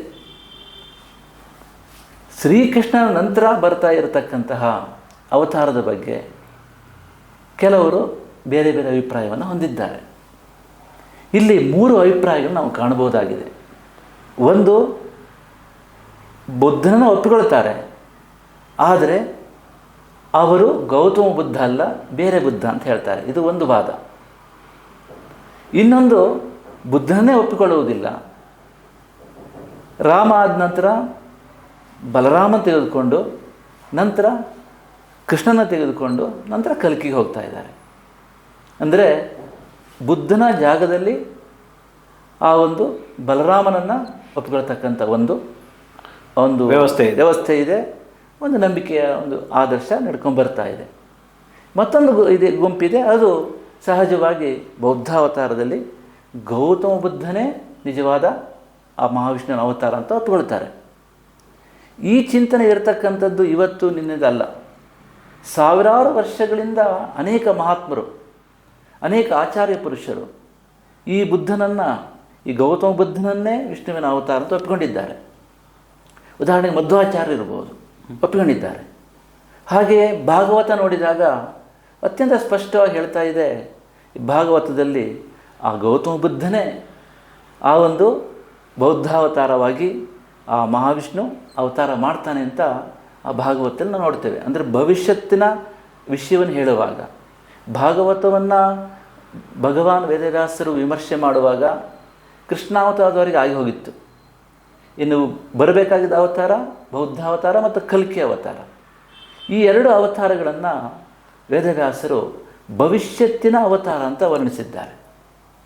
ತತಃಕಲೋ ಸಂಪ್ರವೃತ್ತೆ, ಆ ರೀತಿ ತೆಗೆದುಕೊಳ್ತಾ ಇದ್ದಾರೆ. ಕಲಿಯುಗ ಆರಂಭವಾಗಿ ಸ್ವಲ್ಪ ಸಮಯ ಸಂದ ನಂತರ ಅಂತ ಆರಂಭ ಮಾಡ್ತಾ ಇದ್ದಾರೆ ಅವರು. ಅಂದರೆ ಕಲಿಯುಗ ಆರಂಭ ಆಗಿ ಅಂತ ಹೇಳಬೇಕಾದ್ರೆ ನಾವು ನೋಡಬೇಕು, ಶ್ರೀಕೃಷ್ಣ ಪರಮಾತ್ಮನ ಆ ಒಂದು ಸಮಯದಲ್ಲಿ ನಾವು ನೋಡಿದಾಗ ಅಭಿಮನ್ಯುನ ಮಗ ಪರೀಕ್ಷಿತ ಮಹಾರಾಜರ ಮಗ ಜನಮೇಜಯನ ನಂತರ ಬರುವಂಥದ್ದು ಆ ಒಂದು ಅಶ್ವಮೇಧ ದತ್ತ, ನಂತರ ಸಹಸ್ರ ದತ್ತ. ಹೀಗೆ ಆ ಪರಂಪರೆ ನಿರಂತರವಾಗಿ ಮುಂದುವರ್ಕೊಂಡು ಬರ್ತದೆ. ಸುಮಾರು 2000 ವರ್ಷ ಆದ ನಂತರ ಈ ಒಂದು ಪಾಂಡವರ ಪರಂಪರೆ, ಈ ಚಂದ್ರವಂಶ ಅತ್ಯಂತ ಬಲಹೀನವಾಗ್ತದೆ, ಸತ್ವವನ್ನು ಕಳ್ಕೊಳ್ಳುತ್ತೆ. ಅಂತಹ ಸಂದರ್ಭದಲ್ಲಿ ಈ ಧರ್ಮ ಯಾವುದು, ಅಧರ್ಮ ಯಾವುದು, ಯಾವುದನ್ನು ಆಚರಿಸಬೇಕು, ಯಾವುದನ್ನು ಆಚರಿಸಬಾರದು, ಈ ಒಂದು ಗೊಂದಲದಲ್ಲಿ ಸಮಾಜ ಇರ್ತದೆ, ಜಗತ್ತಿರ್ತದೆ. ಆದ್ದರಿಂದ ಧರ್ಮದ ಹೆಸರಿನಲ್ಲಿ ಅನೇಕ ರೀತಿಯ ಬೆಳೆದೇ ಇರತಕ್ಕಂಥ ಆಚಾರಗಳು ಒಳಗೆ ಸುಳ್ಕೊಂಡು ಅದನ್ನು ಆ ಒಂದು ಸಮಾಜದಲ್ಲಿ ಶಾಂತಿಯನ್ನು ಹಾಳು ಮಾಡ್ತಾ ಇರ್ತದೆ. ಅಂಥ ಸಮಯದಲ್ಲಿ ಮಹಾವಿಷ್ಣು ಬುದ್ಧನ ರೂಪದಲ್ಲಿ ಬರ್ತಾನೆ ಎನ್ನುವುದನ್ನು ಭಗವಾನ್ ವೇದವ್ಯಾಸರು ಹೇಳ್ತಾರೆ. ಆದ್ದರಿಂದ ಈ ಒಂದು ಗೌತಮ ಬುದ್ಧನನ್ನು ನಾವು ಭಗವಂತನ ಅವತಾರ ಅಂತ ಒಪ್ಪಿಕೊಳ್ತಕ್ಕಂಥ ಒಂದು ದೊಡ್ಡ ಪರಂಪರೆ ಮೊದಲಿಂದಲೂ ಇದೆ, ಈಗಿಂದ ಅದು ಇರ್ತಕ್ಕಂಥದ್ದಲ್ಲ. ಉದಾಹರಣೆಗೆ ಹೇಳಬೇಕು ಅಂತಾದರೆ ನಾವು ಆ ಒಂದು ಶ್ರೀ ವೈಷ್ಣವ ಪಂಥಕ್ಕೆ ಸೇರಿರ್ತಕ್ಕಂಥ ಜಯದೇವ ಅವರು ತುಂಬ ದೊಡ್ಡ ಸಂತರು. ಅವರು ದಶಾವತಾರ ಸ್ತುತಿಯಲ್ಲಿ ಸ್ಪಷ್ಟವಾಗಿ ಆ ಒಂದು ಗೌತಮ ಬುದ್ಧನನ್ನೇ ಮಹಾವಿಷ್ಣುವಿನ ಅವತಾರ ಹೇಳಿದ್ದಾರೆ. ಹಾಗೆ ಮಧ್ವಾಚಾರ್ಯರು ಅಷ್ಟೇ ದಶಾವತಾರ ಆ ಸ್ತುತಿಯಲ್ಲಿ ಗೌತಮ ಬುದ್ಧನನ್ನೇ ಆ ಒಂದು ಅವತಾರ ಅಂತ ಹೇಳಿದ್ದಾರೆ. ಆದ್ದರಿಂದ ಈ ಒಂದು ಪರಂಪರೆ ನಮ್ಮಲ್ಲಿ ನಡ್ಕೊಂಡು ಬರ್ತಾ ಇದೆ. ಇನ್ನು ಯಾರು ಬುದ್ಧನನ್ನು ಒಪ್ಪಿಕೊಳ್ತಾ ಇದ್ದಾರೆ ಆದರೆ ಗೌತಮ ಬುದ್ಧ ಅಲ್ಲ ಅಂತ ಹೇಳ್ತಾ ಇದ್ದಾರೆ ಅಂತ ಕೇಳಿದರೆ, ಅವರು ಹೇಳ್ತಕ್ಕಂಥ ಕಾರಣ ಏನು ಅಂತ ಕೇಳಿದರೆ, ಗೌತಮ ಬುದ್ಧ ವೇದವನ್ನು ಒಪ್ಪಿಕೊಂಡಿಲ್ಲ. ವಿಶೇಷವಾಗಿ ವೇದಗಳಲ್ಲೂ ಕರ್ಮಕಾಂಡವನ್ನು ಸಂಪೂರ್ಣವಾಗಿ ಅವರು ಒಪ್ಪಿಕೊಂಡಿಲ್ಲ, ನಿಷೇಧ ಮಾಡಿದ್ದಾರೆ. ಆದ್ದರಿಂದ ಅವರು ಹೇಗೆ ಮಹಾವಿಷ್ಣುವಿನ ಅವತಾರ ಆಗ್ತಾರೆ? ಯಾಕೆಂದರೆ ಮಹಾವಿಷ್ಣು ವೇದ ಪುರುಷ. ಆದ್ದರಿಂದ ವೇದವನ್ನೇ ಒಪ್ಪದೇ ಇರತಕ್ಕಂತಹ ಆ ಒಂದು ಗೌತಮ ಬುದ್ಧರು ಹೇಗೆ ಅವತಾರ ಆಗುತ್ತಾರೆ ಏನು ಜಿಜ್ಞಾಸೆ ಇಟ್ಟಿದ್ದಾರೆ. ಅದಕ್ಕೆ ಅವರೇನು ಮಾಡ್ತಾರೆ ಅಂತ ಕೇಳಿದರೆ, ತ್ರಿಪುರಾಸುರ ಸಂಹಾರ ಕಾಲದಲ್ಲಿ ಆ ಒಂದು ಮಹಾವಿಷ್ಣು ಸ್ವಲ್ಪ ಒಂದು ಕ್ಷಣ ಮಾತ್ರ ಆ ಬುದ್ಧನ ಒಂದು ರೂಪವನ್ನು ತಳೆದು ಆ ತ್ರಿಪುರಾಸುರರ ಸಂಹಾರ ಮಾಡಲಿಕ್ಕೆ ಆ ಪರಮೇಶ್ವರನಿಗೆ ಶಿವನಿಗೆ ಆ ಒಂದು ಸಹಾಯವನ್ನು ಪ್ರೇರಣೆಯನ್ನು ಮಾಡ್ತಾರೆ. ಅಂದರೆ ಪುರಾಣ ಹೇಳ್ತಾ ಇದೆ, ಆ ಸಮಯದಲ್ಲಿ ಮಹಾವಿಷ್ಣು ಆ ಬುದ್ಧನ ರೂಪವನ್ನು ತಳೆದು ಆ ತ್ರಿಪುರಾಸುರರ ಧರ್ಮಪತ್ನಿಯರ ಒಂದು ಪಾತಿರತ ಒಂದು ಸ್ಥಿತಿಯನ್ನು ಭಂಗ ಮಾಡಿದ ಅಂತ ಇದು ಈ ಪುರಾಣ ಹೇಳ್ತಕ್ಕಂಥದ್ದು. ಖಂಡಿತ ಆ ಪತಿರತೆಯರ ಮನಸ್ಸನ್ನು ಕೆಡಿಸಿದ ಅಂತ ಹೇಳಿದೆ, ಚಂಚಲಗೊಳಿಸಿದ್ದಾರೆ. ಆ ಪತಿರತೆಯರ ಮನಸ್ಸನ್ನು ಚಂಚಲಗೊಳಿಸಿದ ಮಾತ್ರಕ್ಕೆ ನಾವು ಅವರು ಆ ಸಮಯದಲ್ಲಿ ಆ ಒಂದು ಬುದ್ಧನು ಅಂದರೆ ಆ ಒಂದು ಮಹಾವಿಷ್ಣು ಬುದ್ಧನಾಗಿ ಕಾಣಿಸ್ಕೊಂಡ ಸುಂದರ ರೂಪದಲ್ಲಿ. ಅದರಿಂದ ತ್ರಿಪುರಾಸುರರ ಆ ಒಂದು ಪತ್ನಿಯರ ಮನಸ್ಸು ಚಂಚಲವಾಯಿತು. ಇದರಿಂದ ಆ ತ್ರಿಪುರಾಸುರನ ಆ ಒಂದು ವಧೆ ಆಯಿತು, ಅವನ ಶಕ್ತಿ ಕಮ್ಮಿ ಆಯಿತು. ಆವಾಗ ಶಿವ ಅವ್ರನ್ನ ವಧೆ ಮಾಡ್ದ ಅಂತ ಕಥೆ ಇರೋದು. ಆದರೆ ಇಲ್ಲಿ ನಾವು ಗಮನಿಸಬೇಕಾಗಿದ್ದ ಒಂದು ವಿಚಾರ ಅಂತ ಕೇಳಿದರೆ, ಶತ್ರುಗಳೇ ಆಗಿರಲಿ, ಈಗ ಒಂದು ಅವತಾರ ಅಂದಮೇಳಿದ್ಮೇಲೆ ಒಂದು ಆದರ್ಶ ಇರಬೇಕು, ಜಗತ್ತಿಗೆ ಉಪದೇಶ ಕೊಟ್ಟಿರಬೇಕು. ಅವ್ರು ಕೊಟ್ಟಿರ್ತಕ್ಕಂಥ ಜ್ಞಾನ ಪರಂಪರೆ ಅನೂಚನವಾಗಿ ಸಾಗ್ತಾ ಇರಬೇಕು. ಈಗ ನಾವು ನೋಡಿದಾಗ 7ನೇ ಅವತಾರವಾಗಿರ್ತಕ್ಕಂಥ ರಾಮದೇವರ ಆ ಒಂದು ತತ್ವ, ಅವರೊಂದು ಆಚರಣೆ, ಅವರು ಬದುಕಿನಲ್ಲಿ ತೋರಿಸಿರ್ತಕ್ಕಂಥ ಧರ್ಮನಿಷ್ಠೆ ತ್ರೇತಾಯುಗದಿಂದ ಇವತ್ತವರೆಗೆ ಸಾಕೊಂಡು ಬಂದಿದೆ. ಖಂಡಿತ ಇವತ್ತಿಗೂ ನಾವು ಕೇಳಿದರೆ ರಾಮರಾಜ್ಯ ಆಗಬೇಕು ಅಂತ ಹೇಳ್ತೇವೆ, ಯೋಚನೆ ಮಾಡ್ತೇವೆ, ಅದನ್ನೇ ಯೋಚನೆ ಮಾಡ್ತೇವೆ. ಆದರ್ಶ ಇನ್ನೂ ಇದೆ. ಹಾಗೆ ಭಗವಾನ್ ಶ್ರೀಕೃಷ್ಣ 8ನೇ ಅವತಾರ, ಭಗವಾನ್ ಶ್ರೀಕೃಷ್ಣ ಕ್ರಿಸ್ತಪೂರ್ವ 31-38ರಲ್ಲಿ ಭಗವದ್ಗೀತೆಯನ್ನು ಜಗತ್ತಿಗೆ ಕೊಟ್ಟಿದ್ದು. ಅಂದರೆ ಸುಮಾರು 5163 ವರ್ಷ ಆಯಿತು. ಆದ್ದರಿಂದ ಆದರೆ ಇಂದಿಗೂ ಕೂಡ 5163 ವರ್ಷ ಆದರೂ ಕೂಡ ಆ ಶ್ರೀಕೃಷ್ಣನ ಉಪದೇಶ ಇಂದಿಗೂ ನಡ್ಕೊಂಡು ಬಂದಿದೆ. ಅಂದರೆ 7ನೇ ಅವತಾರ ಜಗತ್ಪ್ರಸಿದ್ಧವಾದ ಅವತಾರ, 8ನೇ ಅವತಾರ ಮಹಾವಿಷ್ಣುವಿನ 8ನೇ ಅವತಾರ, ಅದು 8ನೇ ಅವತಾರ ಕೃಷ್ಣ ಅವತಾರ, 7ನೇ ಅವತಾರ ರಾಮ ಅವತಾರ ಜಗತ್ಪ್ರಸಿದ್ಧ, 8ನೇ ಅವತಾರ ಕೃಷ್ಣ ಅವತಾರ ಜಗತ್ಪ್ರಸಿದ್ಧ, ಇನ್ನು 9ನೇ ಅವತಾರ ಜಗತ್ಪ್ರಸಿದ್ಧ ಅವತಾರ ಆಗಲೇಬೇಕು. ಯಾವುದೋ ಒಂದು ಶತ್ರುಗಳೇ ಆಗಿರಲಿ, ಒಬ್ಬ ಹೆಂಗಸರ ಪಾತಿರತ್ವವನ್ನು ಭಂಗಪಡಿಸಿರ್ತಕ್ಕಂಥವ್ರನ್ನ ಅವತಾರ ಪುರುಷರು ಅಂತ ಒಪ್ಕೊಳ್ಳಿಕ್ಕೆ ಸಾಧ್ಯವೇ ಇಲ್ಲ. ಯಾರು ಒಪ್ಕೊಳ್ಳೋಕೆ ಸಾಧ್ಯ ಇಲ್ಲ. ಯಾಕೆಂತ ಕೇಳಿದರೆ ಅದು ತಪ್ಪೇ. ಖಂಡಿತ. ಏನೇ ಆಗಲಿ ಒಬ್ಬ ತಟಸ್ಥ ವ್ಯಕ್ತಿಯಾಗಿ ಯೋಚನೆ ಮಾಡಿದಾಗ, ತಟಸ್ಥ ವ್ಯಕ್ತಿಯಾಗಿ ಈಗ ಅದರಿಂದ ಲೋಕ ಸಂಹಾರ ಆಯಿತು, ಲೋಕಕ್ಕೆ ಕಲ್ಯಾಣ ಆಯಿತು, ತ್ರಿಪುರಾಸುರ ಸಂಹಾರ ಆಯಿತು, ಆಗಿರ್ಬೋದು, ಒಳ್ಳೇದಾಗಿರ್ಬೋದು. ಆದರೆ ನಾವು ಮಾರ್ಗ ತಪ್ಪು ತಟಸ್ಥ ವ್ಯಕ್ತಿಯಾಗಿ ನೋಡಿದಾಗ ಅದು ಅಷ್ಟು ಸಮಂಜಸ ಆಗೋದಿಲ್ಲ. ಒಂದು ಕ್ಷಣದಲ್ಲಿ ಅವತಾರ ಮಾಡಿರ್ತಕ್ಕಂಥವ್ರನ್ನ ಬಂದಿರತಕ್ಕಂಥವ್ರನ್ನ ಆದರೆ ಲೀಲೆ ಅಂತಾನೂ ಹೇಳ್ಬೋದು. ಕೃಷ್ಣನನ್ನು ನಾವು ತೆಗೆದುಕೊಳ್ಳುವಾಗ ಲೀಲೆ ಅಂತಾನೂ ಹೇಳ್ಬೋದು.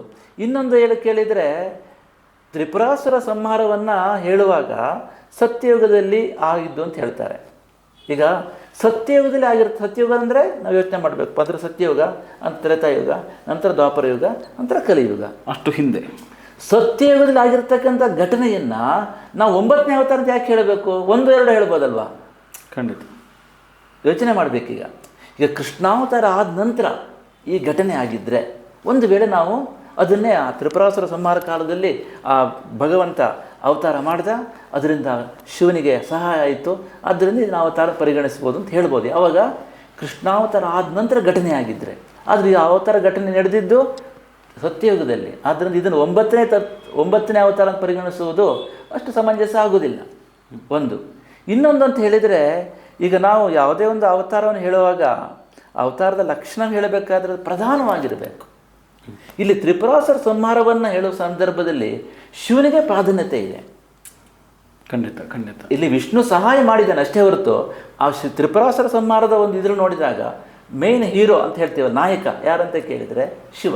ಆದ್ದರಿಂದ ಇಲ್ಲಿ ಈ ಒಂದು ದೃಷ್ಟಿಕೋನ ನೋಡಿದರೂ ಕೂಡ ಆ ಒಂದು ಬುದ್ಧನನ್ನು ನಾವು ಇದೇ ಬುದ್ಧ ಅಂತ ಹೇಳಲಿಕ್ಕೆ ಆಗುದಿಲ್ಲ. ಆದ್ದರಿಂದ ಬುದ್ಧನನ್ನು ಒಪ್ಪಿಕೊಳ್ಳುತ್ತೇವೆ, ಆದರೆ ಈ ಬುದ್ಧ ಅಲ್ಲ ಹೇಳುವ ತರ್ಕ ಖಂಡಿತ ತಪ್ಪಾಗ್ತದೆ. ಇನ್ನೊಂದು ಕೇಳಿದರೆ, ನಾವು ಬೌದ್ಧಾವತಾರ ಪೂಜೆ ಮಾಡ್ತೇವೆ. ನೋಡಿ, ಪೂಜೆ ಮಾಡೋ ಸಂಕಲ್ಪ ಬೌದ್ಧಾವತಾರ ಅಂತ ಹೇಳ್ತೀವಿ ನಾವು. ಅದು ಯಾವ ಬುದ್ಧ ಅಂತ ಹೇಳ್ತೇವೆ. ಯಾವ ಬುದ್ಧ ಅಂತ ಕೇಳಿದ್ರೆ ನಮ್ಗೆ ಗೊತ್ತಿಲ್ಲ. ಈ ಜಿಜ್ಞಾಸೆ ಎಲ್ಲರ ಹತ್ರ ಇದೆ.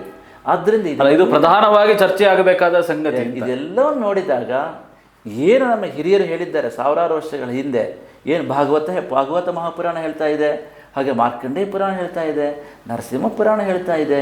ಅದು ಎಷ್ಟೋ ಮಧ್ವಾಚಾರ್ಯರು, ಹಾಗೆ ಅನೇಕ ಆಚಾರ್ಯರು, ನಿಂಬಾರ್ಕರು, ಹಾಗೆ ಜಯದೇವ ಸಂತರು, ಹೀಗೆ ಅನೇಕ ಆಚಾರ್ಯರನ್ನು ಒಪ್ಪಿಕೊಂಡಿದ್ದಾರೆ. ಆದ್ದರಿಂದ ಯಾವುದೇ ಸಂದೇಹ ಇಲ್ಲದೆ ನಾವು ಗೌತಮ ಬುದ್ಧನನ್ನೇ ಮಹಾವಿಷ್ಣು ಅವತಾರ ಪರಿಗಣಿಸ್ಬೋದು.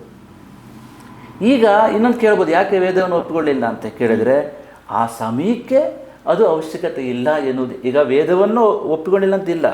ಈಗ ಬುದ್ಧನನ್ನು ಧಮ್ಮಪದ ನೋಡಿದಾಗ ಕೂಡ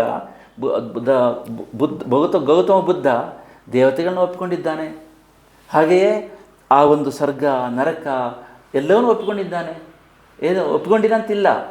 ಆದರೆ ಆ ಒಂದು ವೇದಗಳ ಪೂರ್ವ ಭಾಗ ಏನು ಹೇಳ್ತಾ ಇದೆ, ಆ ಕರ್ಮಕಾಂಡ, ಅದರಿಂದ ನಿಜವಾಗಿರತಕ್ಕಂಥ ಮುಕ್ತಿ ಮನುಷ್ಯನಿಗೆ ಸಿಗುವುದಿಲ್ಲ, ಅದರಿಂದ ಹಿಂಸೆ ಅನಾಚಾರ ನಡೀತಾ ಇದೆ, ಅದು ಬೇಡ ಅಂತ ಹೇಳಿದ್ದಾನೆ ಹೊರತು ಆ ಭಗವಂತನನ್ನು ನಿರಸನ ಮಾಡಿದ ಅಥವಾ ವೇದಗಳನ್ನು ನಿರಸನ ಮಾಡಿದ, ಆದ್ದರಿಂದ ಇದನ್ನು ಗೌತಮ ಬುದ್ಧನನ್ನು ಅವತಾರ ಅಂತ ಒಪ್ಪಿಕೊಳ್ಳಿಕ್ಕೆ ಸಾಧ್ಯ ಇಲ್ಲುವ ಮಾತಿನಲ್ಲಿ ಯಾವುದೇ ವಿಧವಾಗಿರತಕ್ಕಂತಹ ಅರ್ಥ ಇರುವುದಿಲ್ಲ. ಆದ್ದರಿಂದ ನಾವು ನಿಸ್ಸಂದೇಹವಾಗಿ ಹೇಳಬಹುದು, ಗೌತಮ ಬುದ್ಧನೇ ಮಹಾವಿಷ್ಣುವಿನ 9ನೇ ಅವತಾರ ಅಂತ. ಅದನ್ನು ನಮ್ಮ ಮಠದಲ್ಲಿ ಅನಾದಿ ಕಾಲದಿಂದ ನಾವು ಬುದ್ಧ ಜಯಂತಿನ ಆರಾಧನೆ ಮಾಡ್ತೇವೆ. ಅಂದರೆ ಮಹಾವಿಷ್ಣುವಿನ ರೂಪದಲ್ಲಿ ಆರಾಧನೆ ಮಾಡ್ತೇವೆ. ಖಂಡಿತ ಖಂಡಿತ. ಮಹಾವಿಷ್ಣುವಿನ ಅವತಾರವಾಗಿ ಗೌತಮ ಬುದ್ಧನನ್ನು ಅನಾದಿ ಕಾಲದಿಂದಲೂ ಈ ಒಂದು ಕ್ಷೇತ್ರದಲ್ಲಿ ಆರಾಧನೆ ಮಾಡ್ತಾ ಇದ್ದೀರಿ. ಅದೇ ರೀತಿ ವಿಶಾಲವಾದಂಥ ಆಂಜನೇಯ. ಹೌದು, ವಿಶಾಲವಾದ ಆಂಜನೇಯ. ನೀವು ಹೇಳೋದು ಆಂಜನೇಯ ಎಸ್, ಅದು ತಿಳ್ಕೊಬೇಕು. ನಾವು ಮೊದಲೇ ಹೇಳಿದ ಹಾಗೆ ರಾಮಾವತಾರದಲ್ಲಿ ರಾಮ ಆಚರಣೆಯಿಂದ ಉಪದೇಶ ಮಾಡಿದ್ದಾನೆ, ಕೃಷ್ಣಾವತಾರದಲ್ಲಿ ಕೃಷ್ಣ ಆಚರಣೆ ಮಾಡಿ ನಂತರ ಉಪದೇಶವನ್ನು ಮಾಡಿದ್ದಾನೆ. ಅದೇ ರೀತಿ ನಾವು ಬುದ್ಧನ ತೆಗೆದುಕೊಂಡ್ರೆ ಬುದ್ಧ ಏನು ಮಾಡಿದಾನೆ ಅಂತ ಕೇಳಿದರೆ, ಗೊಚ್ಚೆ ಗುಂಡಿಯಲ್ಲಿ ಬಿದ್ದಿರತಕ್ಕಂಥ, ಹೊಂಡದಲ್ಲಿ ಬಿದ್ದಿರತಕ್ಕಂಥ ಜನರನ್ನ ಎತ್ತಿ ಅವರಿಗೆ ಮೈ ತೊಳಸಿ, ಅವರಿಗೆ ಸ್ನಾನವನ್ನು ಮಾಡಿಸಿ, ಹೊಸ ಬಟ್ಟೆಯನ್ನು ಉಡಿಸಿ, ನೀವು ಮನುಷ್ಯರಾಗಿ ಬದುಕಿ, ಇಷ್ಟೇ ಹೇಳಿದ್ದಾನೆ ಬುದ್ಧ. ಅಂದರೆ ಬದುಕುವುದು ಹೇಗೆ ಹೇಳಿದ್ದಾನೆ.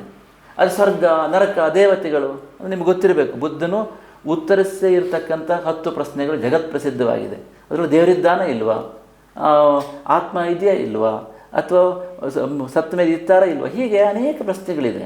ಇದು ದೇವತೆಗಳ ವಿಷಯ, ದೇವರ ವಿಷಯದ ಬಂದಾಗಲೂ ಅಷ್ಟೇ ಬುದ್ಧ ಇಲ್ಲ ಅಂತೂ ಹೇಳಿಲ್ಲ, ಇದೆ ಅಂತೂ ಹೇಳಲಿಲ್ಲ.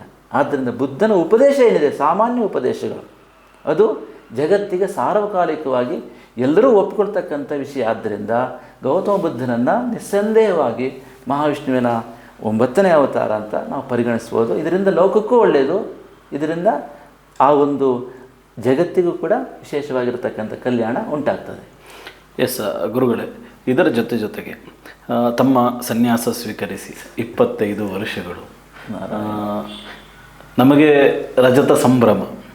ಆದರೆ ಅನೇಕ ಸಂತರು ಹೇಳುವುದನ್ನು ನಾನು ಕೇಳಿದ್ದೇನೆ, ಈ ಸನ್ಯಾಸದ ಪೀಠ ಅಂತ ಹೇಳಿದರೆ ಅದು ಸುಖದ ಸುಪ್ಪತ್ತಿಗೆ ಎಲ್ಲ ಮುಳ್ಳಿನ ಹಾಸಿಗೆ ಅಂತ. ಸಾಕಷ್ಟು ಸವಾಲುಗಳು, ಸಾಕಷ್ಟು ಪ್ರಶ್ನೆಗಳು, ಅದಕ್ಕೆ ಉತ್ತರಿಸಲಿಕ್ಕೆ ಗುರುಗಳಿರುವುದು ಅಂತ ಹೇಳ್ತಾರೆ. ಮತ್ತು ಹಿರಿಯರು ಹೇಳಿದ ಇನ್ನೊಂದು ಮಾತು ನನಗೆ ನೆನಪಾಗ್ತದೆ, ಗುರು ಇರಬೇಕು, ಮುಂದೊಂದು ಗುರಿ ಇರಬೇಕು ಅಂತ. 25 ವರ್ಷಗಳಿಂದ ಗುರುಗಳಾಗಿದ್ದೀರಿ ನೀವು, ಒಂದು ದೊಡ್ಡ ಗುರಿಯನ್ನು ಸಮಾಜಕ್ಕೆ ಕೊಟ್ಟಿದ್ದೀರಿ. ಆ ಗುರಿ ಪೂರೈಸಿದ ಖುಷಿ ತಮಗಿದೆಯಾ? 25 ವರ್ಷಗಳ ತಮ್ಮ ಬದುಕಿನ ಸನ್ಯಾಸ ಬದುಕನ್ನು ಅವಲೋಕಿಸಿದಾಗ ನಾನು ಹೇಳಿದ್ದು ಸಮಾಜಕ್ಕೆ ಉಪಯೋಗವಾಗಿದೆ, ಇದು ಸಮಾಜ ಬದಲಾವಣೆಗಳಾಗಿದೆ, ತಮ್ಮ ಎದುರು ಕಾಣ್ತಾ ಇದೆ, ಸಂತೃಪ್ತಿ ಇದೆಯಾ? ಈ ವಿಚಾರ ಬಂದಾಗ ಭಾರತೀಯ ಸಂಸ್ಕೃತಿ ಏನಿದೆ ಅದು ಬಹಳ ವೈವಿಧ್ಯವಾಗಿರತಕ್ಕಂಥ ಸಂಸ್ಕೃತಿ. ಇಲ್ಲಿ ಯಾವುದೇ ಒಂದು ವಿಚಾರವನ್ನು ಇದಮಿತ್ತಮ್ ಅಂತ ಹೇಳ್ತಕ್ಕಂತಹ ಒಂದು ಸ್ಥಿತಿ ಅಥವಾ ಇದು ಇಲ್ಲ. ಆದ್ದರಿಂದ ನಾವು ಉಪದೇಶ ಮಾಡುವುದು ನಮ್ಮ ಒಂದು ಕರ್ತವ್ಯ. ಅದನ್ನು ಸಮಾಜ ಹೇಗೆ ಸ್ವೀಕಾರ ಮಾಡ್ತದೆ ಅದು ಸಮಾಜಕ್ಕೆ ಬಿಟ್ಟಿರ್ತಕ್ಕಂಥ ವಿಚಾರ. ಆದರೆ ನಾವು ಮಾತ್ರ ಜಗತ್ತಿಗೆ ಏನು ಬೇಕು, ಸಮಷ್ಟಿ ಹಿತಪ್ರಜ್ಞೆ ಇಟ್ಟುಕೊಂಡು, ಸಮನ್ವಯ ದೃಷ್ಟಿಕೋನ ಇಟ್ಟುಕೊಂಡು, ಎಲ್ಲರೂ ಸಮಾಜದಲ್ಲಿ ಒಂದಾಗಿ ಬಾಳುತ್ತಾ ಎಲ್ಲರೂ ಕೂಡ ಸುಖ ಶಾಂತಿ ಸಮೃದ್ಧಿಯಿಂದ ಬದುಕಲಿಕ್ಕೆ ಏನು ಬೇಕು ಅದನ್ನು ನಾವು ಉಪದೇಶ ಮಾಡ್ತೇವೆ. ದೇಶ ಕಾಲ ಪರಿಸ್ಥಿತಿಗೆ ತಕ್ಕಂತೆ ಜನರಲ್ಲಿ ಧರ್ಮ ಮಾರ್ಗದಿಂದ ವಿಚಲಿತರಾಗದೆ, ಧರ್ಮ ಮಾರ್ಗವನ್ನು ಬಿಡದೆ ಜನರು ಹೇಗೆ ಬಾಳಬೇಕು ಎನ್ನುವ ಉಪದೇಶ ಮಾಡ್ತಕ್ಕಂಥದ್ದು ನಮ್ಮ ಕರ್ತವ್ಯ. ಅದನ್ನು ನಿರಂತರವಾಗಿ 25 ವರ್ಷಗಳಿಂದ ನಾವು ಮಾಡಿಕೊಂಡು ಬರ್ತಾ ಇದ್ದೇವೆ. ಇದು ಖಂಡಿತವಾಗಿ ಕೂಡ ಮೊದಲೇ ಹೇಳಿದಂತೆ ಭಾರತೀಯ ಸಂಸ್ಕೃತಿ ಅತ್ಯಂತ ವೈವಿಧ್ಯಮಯವಾಗಿರೋದರಿಂದ ನಾವು ಇದನ್ನು ಈ ಒಂದು ಉಪದೇಶ ಆಗಿರ್ಬೋದು, ಮಾರ್ಗದರ್ಶನ ಆಗಿರ್ಬೋದು, ಇದು ಮಾಡಿ ಮುಗಿತು ಅಂತ ವಿಚಾರ ಅಲ್ಲವೇ ಇಲ್ಲ. ಇದು ನಿರಂತರವಾಗಿ ಸಾಗ್ತಕ್ಕಂಥ ವಿಚಾರ. ಗುರಿ ಎಲ್ಲರಿಗೂ ಕೂಡ ಹೇಗೆ ಅಂತ ಕೇಳಿದರೆ, ಆ ಗುರಿಯನ್ನು ಮುಟ್ಟಬೇಕು ಅಂತ ಆದರೆ ಗುರು ಇರಬೇಕು. ಆ ಗುರಿಯನ್ನು ತೋರಿಸ್ತಾನೆ. ಆದರೆ ಆ ಪಥದಲ್ಲಿ ಸಾಗ್ತಕ್ಕಂಥವರು ಅತ್ಯಂತ ಶ್ರದ್ಧೆಯಿಂದ, ವಿಶ್ವಾಸದಿಂದ, ನಂಬಿಕೆಯಿಂದ ಸಾಗಬೇಕು. ಆಗ ಖಂಡಿತವಾಗಿ ಗುರಿಯನ್ನು ಮುಟ್ಲಿಕ್ಕೆ ಆಗ್ತದೆ. ಆ ದೃಷ್ಟಿಕೋನ ಇಟ್ಟುಕೊಂಡು ಕಳೆದ 25 ವರ್ಷಗಳಿಂದ ನಿರಂತರವಾಗಿ, ಯಾಕೆಂದರೆ ಸನ್ಯಾಸಿಗಳಿಗೆ ತ್ಯಾಗ ಮತ್ತು ಸಮರ್ಪಣಾ ಮನೋಭಾವ ಕೆಲಸ ಮಾಡ್ತಕ್ಕಂಥದ್ದು ಯಾವುದಕ್ಕೂ ಅಂಟಿಕೊಂಡಿಲ್ಲ. ಪ್ರಪಂಚದಲ್ಲಿ ಅಂಟಿಕೊಂಡು ಕೆಲಸ ಮಾಡಿದಾಗ ನಮಗೆ ಫಲಾಪೇಕ್ಷೆ ಇರ್ತದೆ, ನಮಗೆ ಯಾವ ಫಲಾಪೇಕ್ಷೆ ಇಲ್ಲ. ಆದ್ದರಿಂದ ನಮಗೆ ಖುಷಿನೂ ಇಲ್ಲ, ದುಃಖನೂ ಇಲ್ಲ. ನಮ್ಮ ಕರ್ತವ್ಯ ಮಾಡೋದು. ನಾವು ಈ ಪೀಠದ ಮೇಲೆ ಕೂತಿದ್ದೇವೆ, ಧರ್ಮ ಉಳಿಬೇಕು, ಜನರು ಸನ್ಮಾರ್ಗದಲ್ಲಿರಬೇಕು, ಜನರು ಮೌಲ್ಯಯುತವಾಗಿ ಮೌಲ್ಯಗಳನ್ನ ಉಳಿಸ್ಕೊಂಡು ಬೆಳೆಸ್ಕೊಂಡು ಬದುಕಬೇಕು. ಅದಕ್ಕೆ ಮಾರ್ಗದರ್ಶನ ಮಾಡ್ತಾ ನಾವು ನಿರಂತರವಾಗಿ ಧರ್ಮ ಪ್ರಚಾರದಲ್ಲಿ ನಮ್ಮನ್ನು ನಾವು ತೊಡಗಿಸ್ಕೊಂಡಿದ್ದೇವೆ. ಗುರುಗಳೇ, ಸಮಾನತೆಯ ಬಗ್ಗೆ ದೊಡ್ಡ ರೀತಿಯ ಚರ್ಚೆಗಳಿದೆ. ಹೌದು, ಸಮಾನತೆಯಲ್ಲಿ ಅನೇಕ ಸಮಾನತೆಗಳು ಬರ್ತದೆ ನಾನು ತಿಳಿದುಕೊಂಡ ಹಾಗೆ. ಆದರೆ ಎಲ್ಲ ಒಂದು ಕಡೆ ಪ್ರತಿ ಬಾರಿ ಕೂಡ ಸಮಾನತೆ ಅಂದಾಗ ಧಾರ್ಮಿಕ ಸಮಾನತೆ ಮಾತ್ರ ಯಾಕೆ ಬೊಟ್ಟಾಗಿ ಕಾಣ್ತದೆ ಸಮಾಜಕ್ಕೆ ಅಂತ. ಯಾಕೆ ಅಂತ ಕೇಳಿದರೆ ಭಾರತದ ವ್ಯವಸ್ಥೆಯನ್ನು ನೋಡ್ತಾ ಬಂದಾಗೆ ಯಾವುದೂ ಸರಿಸಮ ಅಲ್ಲ ಅಂತ, ಒಂದರಿಂದ ಒಂದು ಭಿನ್ನ ಅಂತ ನಾವು ಲೋಕೋ ಭಿನ್ನ ರುಚಿಹಿ ಅಂತ ನಾವು ತಿಳ್ಕೊಂಡು ಬಂದದ್ದು. ಈಗ 5 ಬೆರಳು ಹೇಗೆ ಸರಿಸಮ ಇಲ್ವೋ ಹಾಗೆ ಲೋಕದಲ್ಲಿ ಎಲ್ಲವೂ ಸಮಾನತೆಯಾಗಿದ್ದರೆ ಲೋಕ ವೈವಿಧ್ಯಮಯವಾಗಿರುವುದಿಲ್ಲ ಅಂತ. ಹಾಗಿರುವಾಗ ಸಮಾನತೆ ಹೆಸರಿನಲ್ಲಿ ಎಲ್ಲ ಒಂದು ಕಡೆ ಧಾರ್ಮಿಕ ಸಮಾನತೆಯನ್ನು ಬೊಟ್ಟು ಮಾಡಿ ತೋರಿಸ್ತಾ ಧಾರ್ಮಿಕತೆ ಪ್ರಜ್ಞೆಯನ್ನು ಮತ್ತಷ್ಟು ಕುಗ್ಗಿಸಿ ಅಥವಾ ಧಾರ್ಮಿಕ ಪ್ರಜ್ಞೆಯಿಂದ ವಿಮುಖರಾಗುವಂತೆ ಸಮಾಜಕ್ಕೆ ಎಲ್ಲೋ ಒಂದು ಕಡೆ ಒಂದು ರೀತಿಯ ಬೋಧನೆ ನಡೀತಾ ಇದೆ ಅನ್ನುವಂಥದ್ದು ದೊಡ್ಡ ಮಟ್ಟಿನಲ್ಲಿ ಆಸ್ತಿಕ ವರ್ಗದಲ್ಲಿ ಚರ್ಚೆ ಆಗುವಂಥದ್ದು. ಈ ನಡುವಿನಲ್ಲಿ ತಾವು ಸಮಾನತೆಯನ್ನು ಯಾವ ರೀತಿಯಲ್ಲಿ ನೋಡ್ತೀರಿ? ಪ್ರಪಂಚದಲ್ಲಿ ವೈವಿಧ್ಯ ಸಹಜವಾಗಿರ್ತದೆ, ಆದರೆ ವೈವಿಧ್ಯ ಎಂದಿಗೂ ವೈರುಧ್ಯವಾಗಬಾರ್ದು. ಈಗ ನಾವು ಎಷ್ಟೇ ವೈವಿಧ್ಯವನ್ನು ಕಾಪಾಡಿಕೊಂಡು ಜಗತ್ತಿನಲ್ಲಿ ಒಂದಾಗಿ ಬಾಳಬೇಕು ಅಂತಾದರೆ ಒಂದು ಚೌಕಟ್ಟು ಬೇಕು ನಮಗೆ. ಆ ಚೌಕಟ್ಟು ಯಾವುದಂದ್ರೆ ಮಾನವತ್ವ. ನಾವು ಮಾನವತ್ವವನ್ನು ಸಂಪೂರ್ಣವಾಗಿ ಎತ್ತಿ ಹಿಡಿತಕ್ಕಂಥ ಸ್ವಾಮಿಗಳು. ಬೇರೆ ಸ್ವಾಮಿಗಳ ಥರ ನಾವಲ್ಲ, ಪ್ರಾಕ್ಟಿಕಲ್ ಸ್ವಾಮಿಗಳು ನಾವು. ನಿಮ್ಗೆ ಗೊತ್ತಿರಬೇಕು, ಖಂಡಿತ ಪಕ್ಕಾ ಪ್ರಾಕ್ಟಿಕಲ್ ಅಪ್ರೋಚ್ ನಮ್ಮದು. ಆದ್ದರಿಂದ ಎಲ್ಲಿ ಮಾನವತ್ವಕ್ಕೆ ಕುಂದಾಗ್ತದೋ ಅದನ್ನು ನಾವು ಒಪ್ಪಿಕೊಳ್ಳೋದಿಲ್ಲ. ಈಗ ಸಮಾನತೆ ಬಂದಾಗ ಯಾಕೆ ಸಮಸ್ಯೆ ಬರುತ್ತೆ ಅಂತ ಕೇಳಿದರೆ, ನೀವು ಹುಟ್ಟಿಗೆ ಅದನ್ನು ಜೋಡಿಸಿದ್ದೀರಿ ಅಂತ ಹೇಳಿ ಪ್ರಶ್ನೆ ಮಾಡ್ತೀರಿ. ಈಗ ಬೇರೆ ಕಡೆ ಒಬ್ಬ ಬಡವರ ಮಗ PM ಆಗ್ಬೋದು ಅಥವಾ ಇನ್ನೊಂದು ದೊಡ್ಡ ಆಗ್ಬೋದು, ಹೌದಾ? ಖಂಡಿತ. ಆರ್ಥಿಕ ಸ್ಥಿತಿಗತಿ ಹುಟ್ಟಿಗೆ ಸಂಬಂಧ ಜೋಡಿಸ್ಕೊಂಡಿಲ್ಲ, ನೀವು ಸ್ಕ್ರೂ ಹಾಕಿಟ್ಟಿದ್ದೀರಿ. ಆದರೆ ಇಲ್ಲಿ ಕೆಲವು ಧಾರ್ಮಿಕ ವಿಚಾರ ಬಂದಾಗ ಹುಟ್ಟಿಗೂ ಅದಕ್ಕೂ ತಾದಾತ್ಮ್ಯ ಭಾವ ಇರ್ತಕ್ಕಂಥ ಸಂದರ್ಭ ಇರುವಾಗ ಇದು ಸಮಾಜದಲ್ಲಿ ಅನೇಕರಿಗೆ ಅಸಮಾಧಾನಕ್ಕೆ ಕಾರಣ ಆಗಿರ್ತಕ್ಕಂಥ ಅಂಶ ಆಗ್ತದೆ. ಆದ್ದರಿಂದ ನಾವು ಈ ಸಮಾನತೆ ಅಂತ ಹೇಳೋ ಸಂದರ್ಭದಲ್ಲಿ ಪ್ರಪಂಚದಲ್ಲಿ ಸಹಜವಾಗಿ ವ್ಯಾವಹಾರಿಕ ಭೇದ ಇದ್ದೇ ಇರ್ತದೆ. ಈಗ ಒಬ್ಬ ಅಟೆಂಡ್ರಿಗೆ ಕೊಡ್ತಕ್ಕಂಥ ಗೌರವ ಬೇರೆ ಇರುತ್ತೆ, ಕಲೆಕ್ಟ್ರಿಗೆ ಕೊಡ್ತಕ್ಕಂಥ ಗೌರವ ಬೇರೆ ಇರ್ತದೆ. ಸ್ಥಾನ ಅದು, ನಾವು ಕಲೆಕ್ಟ್ರಿಗೆ ಗೌರವ ಕೊಡಬೇಕು. ಆದರೆ ಅವನ ಮಾನವತ್ವಕ್ಕೆ ಕಳಂಕ ಬರಬಾರ್ದು. ಒಬ್ಬ ಅಟೆಂಡ್ರಿಗೂ ಒಂದು ಸ್ವಾಭಿಮಾನ ಇರ್ತದೆ, ಅವನಿಗೂ ಬದುಕಿರ್ತದೆ, ಅವನು ಕೂಡ ಸಮಾಜದಲ್ಲಿ ನಾನು ಬಾಳಬೇಕು ಅಂತ ಹೇಳ್ತಕ್ಕಂಥ ಆ ಆತ್ಮಗೌರವ ಇಟ್ಟುಕೊಂಡು ಅವನು ಬದುಕ್ತಾ ಇರ್ತಾನೆ. ಅದಕ್ಕೆ ಚ್ಯುತಿ ಬಾರದಂತೆ ನಾವೆಲ್ಲರೂ ಕೂಡ ಎಲ್ಲರನ್ನೂ ಪ್ರೀತಿಸ್ತಕ್ಕ ನಿಟ್ಟಿನಲ್ಲಿ ಮುಂದಕ್ಕೆ ಸಾಗಬೇಕು. ಆದರೆ ಧಾರ್ಮಿಕತೆಯಲ್ಲಿರುವ ಮಡಿಮೈಲಿಗೆಗಳೇ ಸಮಾನತೆಯ ಹೋರಾಟಕ್ಕೆ ಎಲ್ಲೋ ಒಂದು ಕಡೆ ಒಂದಷ್ಟು ಮಂದಿಗೆ ಬೊಟ್ಟು ಮಾಡಿ ತೋರಿಸುವ ಹಾಗೆ ಕಾಣುತ್ತದಲ್ಲ ಅಂತ. ನೀವು ಬುಡಕೆ ಬರ್ತಾ ಇದ್ದೀರಿ ಈಗ ನೋಡಿ. ಇದು ಈ ಬುಡಕೆ ಪ್ರಶ್ನೆ ಬಂದರೆ ತುಂಬ ಒಂದು ಎಲ್ಲಿಗೂ ಹೋಗುತ್ತದೆ. ಖಂಡಿತ. ವಾಸ್ತವಿಕವಾಗಿ ಅಲ್ಲ, ನಾನು ಯಾಕೆ ಕೇಳಿದೆ ಅಂದರೆ ಗುರುಗಳೇ, ಈಗ ಜಡ್ಜ್ ಒಂದಿರ್ತಾರೆ, ಎಲ್ಲೋ ಒಂದು ಜಡ್ಜ್ ಇರ್ತಾರೆ, ಹೌದು, ಲಾಯರ್ಗಳು ಇರ್ತಾರೆ. ಆದರೆ ಜಡ್ಜ್ ಪೀಠದಲ್ಲಿ ಲಾಯರ್ ಹೋಗ್ಲಿಕ್ಕಿಲ್ಲ ಅಂತ ಒಂದು ಕಾನೂನು ಅದು. ಹೌದು, ಅದು ಅಲ್ಲಿನ ವ್ಯವಸ್ಥೆ. ಹೌದು. ಅದೇ ರೀತಿ ಅದನ್ನು ಒಪ್ಪಿಕೊಳ್ಳುವಂಥವರು ದೇವಸ್ಥಾನದಲ್ಲೂ ಅದು ಅಪ್ಲಿಕೇಬಲ್ ಆಗಬೇಕಲ್ಲ. ನಾನು ಗರ್ಭಗುಡಿಗೆ ಹೋಗಬೇಕು ಅನ್ನುವ ಭಾವ ಬರಬಾರ್ದಲ್ಲ ಅಂತ ನಾನು ಕೇಳೋದು. ಆದ್ರೆ ಅದಕ್ಕೊಂದು ಎಲಿಜಿಬಿಲಿಟಿ ಬೇಕಲ್ಲ ಅಂತ. ಅಲ್ಲಿ ಸಮಾನತೆ ಯಾಕೆ ಬರುತ್ತೆ? ಅಲ್ಲಿ ಸಮಸ್ಯೆ ಬರೋದೇನು ಗೊತ್ತಾ? ಒಬ್ಬ ಲಾಯರು ಜಡ್ಜ್ ಎಕ್ಸಾಮ್ ಪಾಸ್ ಮಾಡಿಕೊಂಡು ಜಡ್ಜ್ ಆಗ್ಬೋದು, ಅವಕಾಶ ಇದೆ. ಅದಿಲ್ಲ, ಅವಕಾಶ ಇಲ್ಲ. ಹುಟ್ಟಿಗೋಸ್ಕರ ಬೋಲ್ಟ್ ಹಾಕಿದ್ರಿ ನೀವು, ಇದು ಸಮಸ್ಯೆ. ಅದು ಸಮಸ್ಯೆ ಬರೋದು ಅಲ್ಲಿ. ಖಂಡಿತ. ಅದರಿಂದಲೇ ಯಾಕೆ ಸಮಾನತೆ ಬಗ್ಗೆ ಚರ್ಚೆ? ವೇದಗಳಲ್ಲಿ ಜಾತಿ ಹೇಳಿಲ್ಲ. ಸ್ಪಷ್ಟ ಗೊತ್ತಿರಬೇಕು ನಿಮಗೆ, ವೇದಗಳಲ್ಲಿ ಜಾತಿ ಇಲ್ಲ. ವೇದಗಳಲ್ಲಿ ಹೇಳಿರ್ತಕ್ಕಂಥದ್ದು ವರ್ಣಗಳು 4 ಹೇಳಿದ್ದು. ವರ್ಣಗಳು ಕೂಡ ಅಷ್ಟೇ ಗುಣ ವೃತ್ತಿಗೆ ಅನುಗುಣವಾಗಿ ವ್ಯತ್ಯಾಸ ಆಗುತ್ತೆ ಅಂತ ಹೇಳಿದ್ದಾರೆ. ಖಂಡಿತ. ವರ್ಣ ಅಂದರೆ one which can be selected is ವರ್ಣ. ವರ್ಣ ಅಂದರೆ ವರಿಸುವುದು. ಓಕೆ, ಅದು ಹುಟ್ಟಿನಿಂದ ನಿರ್ಧಾರಿತ ಪಟ್ಟದಲ್ಲ ಅಂತ. ವರ್ಣ ಎನ್ನುವ ವ್ಯವಸ್ಥೆ ಏನಿದೆ ಅದು ಫ್ಲೆಕ್ಸಿಬಲ್ ಸಿಸ್ಟಮ್, ಆಯ್ಕೆಗೆ ಅವಕಾಶ ಇದೆ. ಅದಿತ್ತು ಮೊದಲು.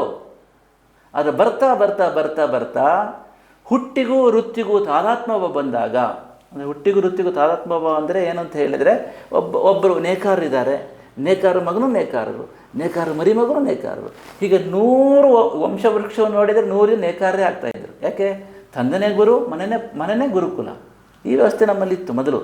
ಆದ್ದರಿಂದ ಹುಟ್ಟಿಗೂ ವೃತ್ತಿಗೂ ತಾದಾತ್ಮ್ಯವು ಬಂದಿದ್ದರಿಂದ ಆ ಒಂದು ಹುಟ್ಟಿನಿಂದಲೇ ವೃತ್ತಿಯನ್ನು ಗುರುಸ್ತಕ್ಕಂಥ ಪರಿಪಾಠ ಆರಂಭವಾಗಿ ಆ ವೃತ್ತಿಯೇ ಜಾತಿ ರೂಪವನ್ನು ತೆಗೆದುಕೊಂಡಿದೆ. ಈಗ ಜಾತಿ ವ್ಯವಸ್ಥೆ ಬಂದ ನಂತರ ಅದು ಹುಟ್ಟಿನೊಂದಿಗೆ ಜೋಡಿಸಿಕೊಂಡಿದೆ. ಈ ಹುಟ್ಟಿನೊಂದಿಗೆ ಜೋಡಿಸ್ಕೊಂಡಿರ್ತಕ್ಕಂಥ ವ್ಯವಸ್ಥೆಯನ್ನು ಇವತ್ತು ಯಾರು ಒಪ್ಪಿಕೊಳ್ತಾ ಇಲ್ಲ. ಮತ್ತು ವೇದ ಅದನ್ನೇ ಹೇಳಲಿಲ್ಲ, ವೇದ ಹೇಳಲಿಲ್ಲ, ಮೂಲದ ವೇದವನ್ನ ಬ್ಲೇಮ್ ಮಾಡಲಾಗ್ತಾ ಇದೆ. ಯಾಕೆಂತ ಹೇಳಿದರೆ ಅದರ ಬಗ್ಗೆ ಸರಿಯಾದ ಪರಿಜ್ಞಾನ ನಮ್ಮವರಿಗೆ ಇರುವುದಿಲ್ಲ. ಈಗೇನು ತೋರಿಸ್ತಾ ಇದ್ರೆ ಆಚರಣೆ ಇದೆ ಅದನ್ನು ಹೇಳ್ತಾರೆ ಹೊರತು ವೇದಗಳಲ್ಲಿ ಇಲ್ಲ. ಹಾಗಾದ್ರೆ ಮತ್ತು ವೇದಗಳು ಇಲ್ಲಪ್ಪ, ಹೌದು, ಮತ್ತು ನೀವ್ಯಾಕೆ ಇನ್ನು ಆಚರಿಸ್ತೀರಿ ಅಂತ ಕೇಳಿದರೆ ಉತ್ತರ ಇರುವುದಿಲ್ಲ. ಆದ್ದರಿಂದ ಈ ಧಾರ್ಮಿಕ ವೈವಿಧ್ಯ ಅಂತ ಹೇಳುವುದು ಇವತ್ತು ಅಸಮಾನತೆಗೆ ಕಾರಣವಾಗಿರ್ತಕ್ಕ ಅಂಶ ಆಗಿದೆ. ಒಂದೇ ಒಂದು ಕಾರಣ ಅಂತ ಹೇಳಿದರೆ ವೇದಗಳಲ್ಲಿ ಜಾತಿ ಹೇಳಲಿಲ್ಲ, ವೇದಗಳಲ್ಲಿ ವರ್ಣವನ್ನು ಹೇಳಿದ್ದು. ವರ್ಣಗಳು 4, ಈಗ ಜಾತಿ ಸಾವಿರಾರಾಗಿದೆ. ಈ ವರ್ಣಗಳು ಕೂಡ ಅಷ್ಟೇ, ಅದು ಯಾರು ಬೇಕಾದ್ರೂ ಆಯ್ಕೆಗೆ ಸ್ವಾತಂತ್ರ್ಯ ಇತ್ತು. ಒಬ್ಬ ವ್ಯಕ್ತಿ ಕ್ಷತ್ರಿಯನಾಗಬೇಕಾ, ಕ್ಷತ್ರಿಯನ ಆಗ್ತಾ ಇದ್ದ. ಅವನು ಗುಣವೃತ್ತಿಯನ್ನು ಬದಲಿಸ್ಕೊಂಡು ಈಗ ಹೊರಗೆ ಕೌಶಿಕ ಅಂತ ಹೇಳ್ತಕ್ಕದ್ದು ಒಬ್ಬ ರಾಜ ಇದ್ದ, ನಿಮ್ಗೆ ಗೊತ್ತಿರಬೇಕು. ಖಂಡಿತ. ಅವನು ಯಾವುದೋ ಮಹಾಬ್ರಾಹ್ಮಣನಾದ. ಕೌಶಿಕ ಮಹಾಬ್ರಾಹ್ಮಣ ಹೇಗಾದಂತ ಕೇಳಿದರೆ ಅವನು ತಪಸ್ಸನ್ನು ಮಾಡ್ದ, ಗುಣವೃತ್ತಿಯನ್ನು ಬದಲಿಸಿಕೊಂಡ. ಮೊದಲು ರಜೋಗುಣ ಇತ್ತು ಅವನಲ್ಲಿ. ಕೌಶಿಕ ರಾಜನಾಗಿದ್ದಾಗ ಮಹತ್ವಾಕಾಂಕ್ಷೆ ಇತ್ತು, ಧೈರ್ಯ, ಶೌರ್ಯ, ಸಾಹಸ, ರಾಜ್ಯವನ್ನು ವಿಸ್ತರಿಸುವ ಬಯಕೆ, ಆ ಒಂದು ಭೋಗದ ಬಯಕೆ, ಹೀಗೆ ಅವನ ರಜೋಗುಣ ಇತ್ತು. ಅವನೇನು ಮಾಡ್ದ, ರಜೋಗುಣನ ಬಿಟ್ಟು ಸಾತ್ವಿಕ ಗುಣ ಬೆಳೆಸಿಕೊಂಡ. ತಪಸ್ಸನ್ನು ಆರಂಭ ಮಾಡ್ದ, ಸರಳವಾಗಿ, ಶುದ್ಧವಾಗಿ, ಸಾತ್ವಿಕವಾಗಿ ಬದುಕಲಿಕ್ಕೆ ಆರಂಭ ಮಾಡ್ದ. ಅಂದರೆ ರಜೋಗುಣ ಹೋಯಿತು, ಸತ್ವಗುಣ ಬಂತು. ಕ್ಷತ್ರಿಯ ಆ ಒಂದು ದೇಶವನ್ನು ಕಾಯ್ತಕ್ಕಂಥ ರಕ್ಷಣಾ ವೃತ್ತಿಯನ್ನು ಮಾಡ್ತಾ ಇದ್ದ.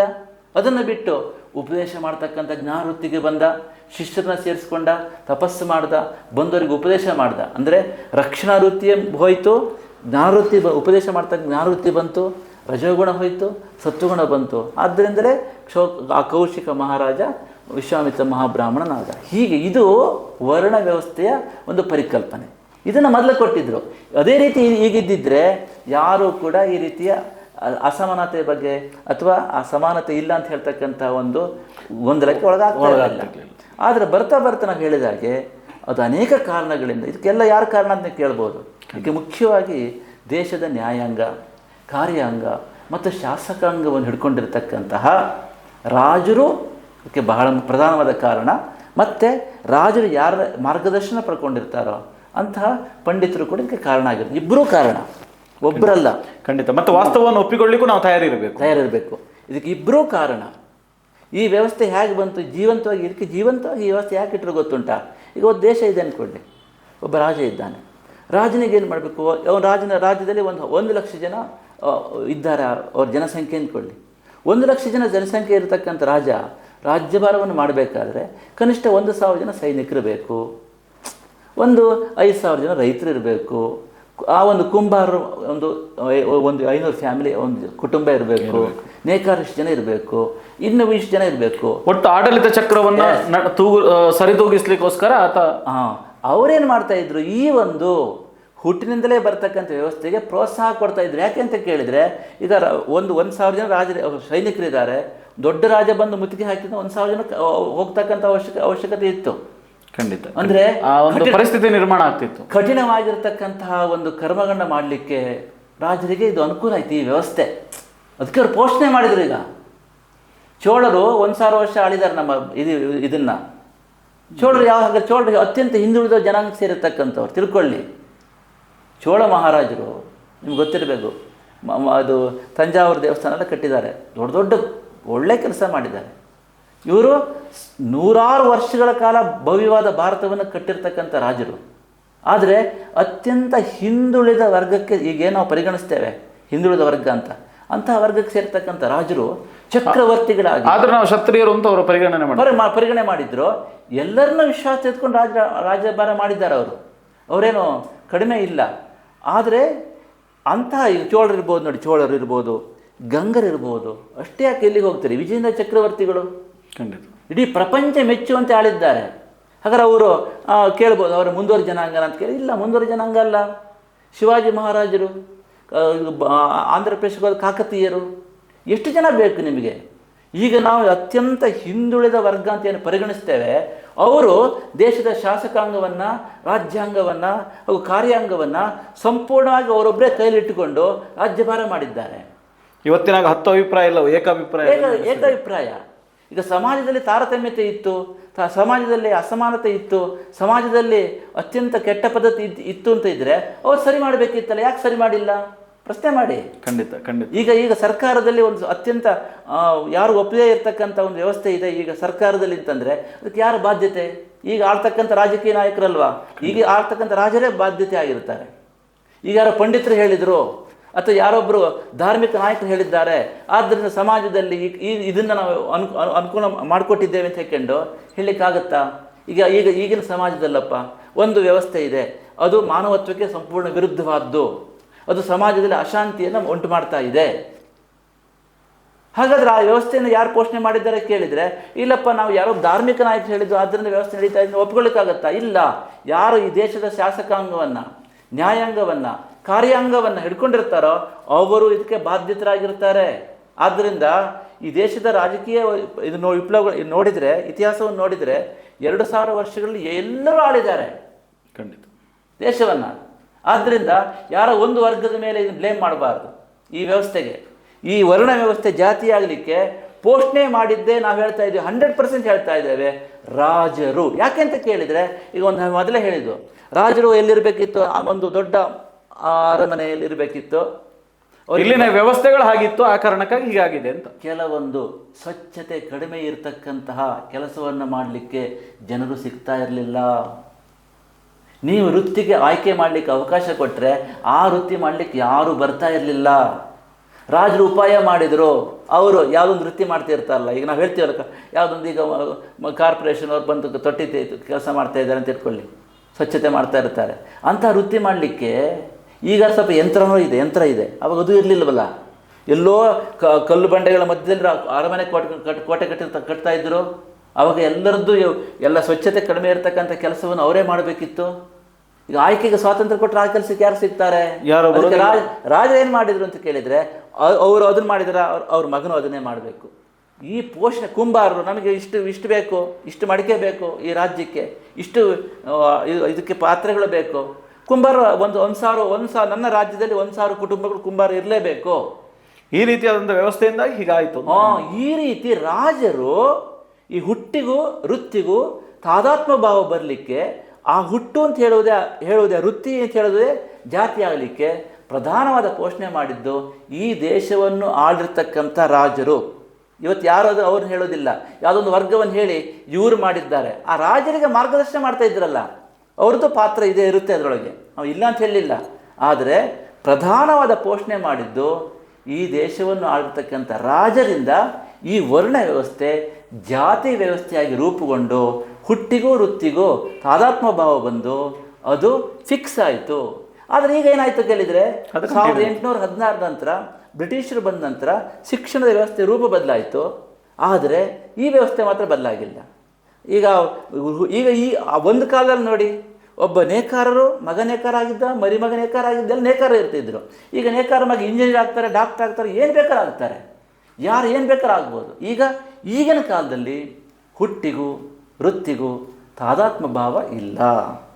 ಆದರೆ ಇದನ್ನು ಜನರು ಮುಂದಕ್ಕೆ ಇಟ್ಟುಕೊಂಡು ಬಹುಶಃ ಅವತ್ತು ಹೇಗೆ ಒಂದು ಬದಲಾವಣೆಯ ಪರ್ವ ಆಯಿತು, ಯಾವಾಗ ತಾದಾತ್ಮ ಭಾವ ಇದೀಗ ಬದಲಾವಣೆ ಬೇಕು ಆಗ್ತಾ ಇದೆ ಅಂತ ಅನಿಸ್ತಾ. ಖಂಡಿತ ಆಗುತ್ತೆ, ಹಾಗೆ ಆಗುತ್ತೆ. ಖಂಡಿತ ಇದನ್ನು ನಾವು ಯೋಚನೆ ಮಾಡಬೇಕು. ಎಸ್ ಗುರುಗಳೇ, ಅನೇಕ ವಿಚಾರಗಳನ್ನು ನಾವು ಮಾತಾಡ್ತಾ ಬಂದ್ವಿ. ಕಳೆದ 25 ವರ್ಷಗಳಲ್ಲಿ ಮಠ ಅನೇಕ ಸಮಾಜಮುಖಿ ಕೆಲಸವನ್ನು ಮಾಡಿದೆ. ಅದರಲ್ಲೂ ವಿಶೇಷವಾಗಿ ನಾನು ಉಲ್ಲೇಖ ಮಾಡ್ಬೋದು ಅಂತ ಅಂದ್ಕೊಳ್ತೇನೆ. ಯಾಕೆ ಅಂತ ಕೇಳಿದರೆ, ಎಷ್ಟೋ ಮಂದಿ ಹಿಂದೂ ಧರ್ಮದಿಂದ ವಿಮುಖರಾಗಿದ್ದಂಥವರಿಗೆ ಮತ್ತೆ ಧರ್ಮದೆಡೆಗೆ ಬೆಳಕು ತೋರಿಸಿರ್ತಕ್ಕಂಥವರು ಮಾತ್ರ ಅಲ್ಲ, ಮರಳಿ ಮತ್ತೆ ಅವರನ್ನು ಮಾತೃ ಧರ್ಮದೆಡೆಗೆ ಕರೆತರುವಂಥ ಕೆಲಸವನ್ನು ಕೂಡ ಸಮಾಜದಲ್ಲಿ ತಾವು ಮಾಡಿದ್ದೀರಿ. ಇದರ ಜೊತೆಗೆ ಎಷ್ಟೋ ಮಂದಿಗೆ ಉಪದೇಶಗಳನ್ನು ಕೊಟ್ಟಿದ್ದೀರಿ. ಉಪನೀತನಾದವರಿಗೆ ಹೇಗೆ ಉಪದೇಶ ಸಿಗುತ್ತದೋ, ಉಪನೀತರಾಗದವರಿಗೆ ಸಮಾಜದಲ್ಲಿ ಏನು ಅಂತ ಕೇಳಿದರೆ ಅವರಿಗೆ ಹರಿಹರಪುರ ಸ್ವಾಮಿಗಳು ಅಂತ. ಆ ಮಟ್ಟಿಗೆ ಲಕ್ಷಾಂತರ ಮಂದಿಗೆ, ಅದು ಶಿವದೀಕ್ಷೆ, ಶಿವನನ್ನು ನಂಬುವವರಿಗೆ ಶಿವದೀಕ್ಷೆ ಇರ್ಬೋದು, ವಿಷ್ಣುವನ್ನು ನಂಬುವವರಿಗೆ ವಿಷ್ಣುವಿನ ದೀಕ್ಷೆ ಇರ್ಬೋದು. ಈ ರೀತಿಯಲ್ಲಿ ಉಪದೇಶವನ್ನು ಮಾಡಿ ಸಮಾಜಕ್ಕೆ ಒಂದು ಅಕ್ಷರಶಃ ನಾನಾಗ ಉಲ್ಲೇಖ ಮಾಡಿ ಸಮಾನತೆಯ ಪಾಠವನ್ನು ಮಾಡಿದ್ದೀರಿ. 25 ವರ್ಷಗಳ ಸನ್ಯಾಸ ಬದುಕಿನಲ್ಲಿ ಅನೇಕ ಸಮಾಜಮುಖಿಯಾಗಿರ್ತಕ್ಕಂಥ ಕೆಲಸಗಳು, ಅದನ್ನು ನಾನು ಈ 1 ಗಂಟೆಯಲ್ಲೋ ಅರ್ಧ ಗಂಟೆಯಲ್ಲೋ ಹಿಡಿದಿಡಲಿಕ್ಕೆ ಸಾಧ್ಯ ಇಲ್ಲ. ಯಾಕೆಂದರೆ ಅಷ್ಟು ಕೆಲಸವನ್ನು ಹರಿಹರಪುರ ಮಠ ಸಮಾಜಕ್ಕಾಗಿ ಮಾಡ್ತಾ ಇದೆ, ಮಾಡಿದೆ, ಇನ್ನು ಮುಂದೆಯೂ ಮಾಡಲಿಕ್ಕಿದೆ.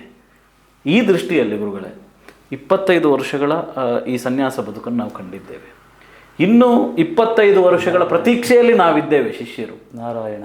ಆ 25 ವರ್ಷದ ಗುರಿ ಏನು ಅಂತ, ಸಮಾಜಕ್ಕೆ ಗುರುವಾಗಿ ತಾವು ಯಾವ ಗುರಿಯನ್ನು ತೋರಿಸ್ತಾ ಇದ್ದೀರಿ ಅಂತ?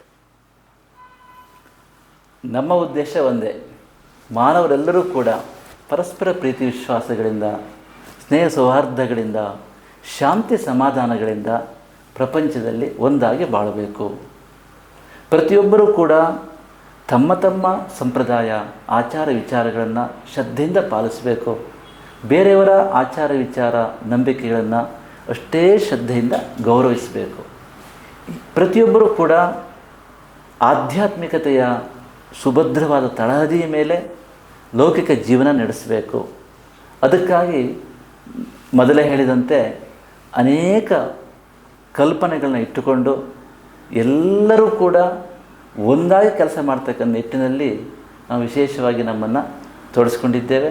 ತಾವು ಹೇಳಿದಂತೆ 25 ವರ್ಷಗಳಲ್ಲಿ ದಕ್ಷಿಣ ಭಾರತದಲ್ಲೇ ಸುಮಾರು ಕನ್ಯಾಕುಮಾರಿಯಿಂದ ಹಿಡಿದು ಆಂಧ್ರ ಪ್ರದೇಶದ ವಿಶಾಖಪಟ್ಟಣದವರೆಗೆ ಸುಮಾರು 80 ಲಕ್ಷ ಜನರಿಗೆ ನಾವು ಅತ್ಯಂತ ಶಾಸ್ತ್ರಬದ್ಧವಾಗಿ ಶಿವದೀಕ್ಷೆಯನ್ನು ಹಾಗೆ ನಾರಾಯಣ ದೀಕ್ಷೆಯನ್ನು ಕೊಟ್ಟಿದ್ದೇವೆ.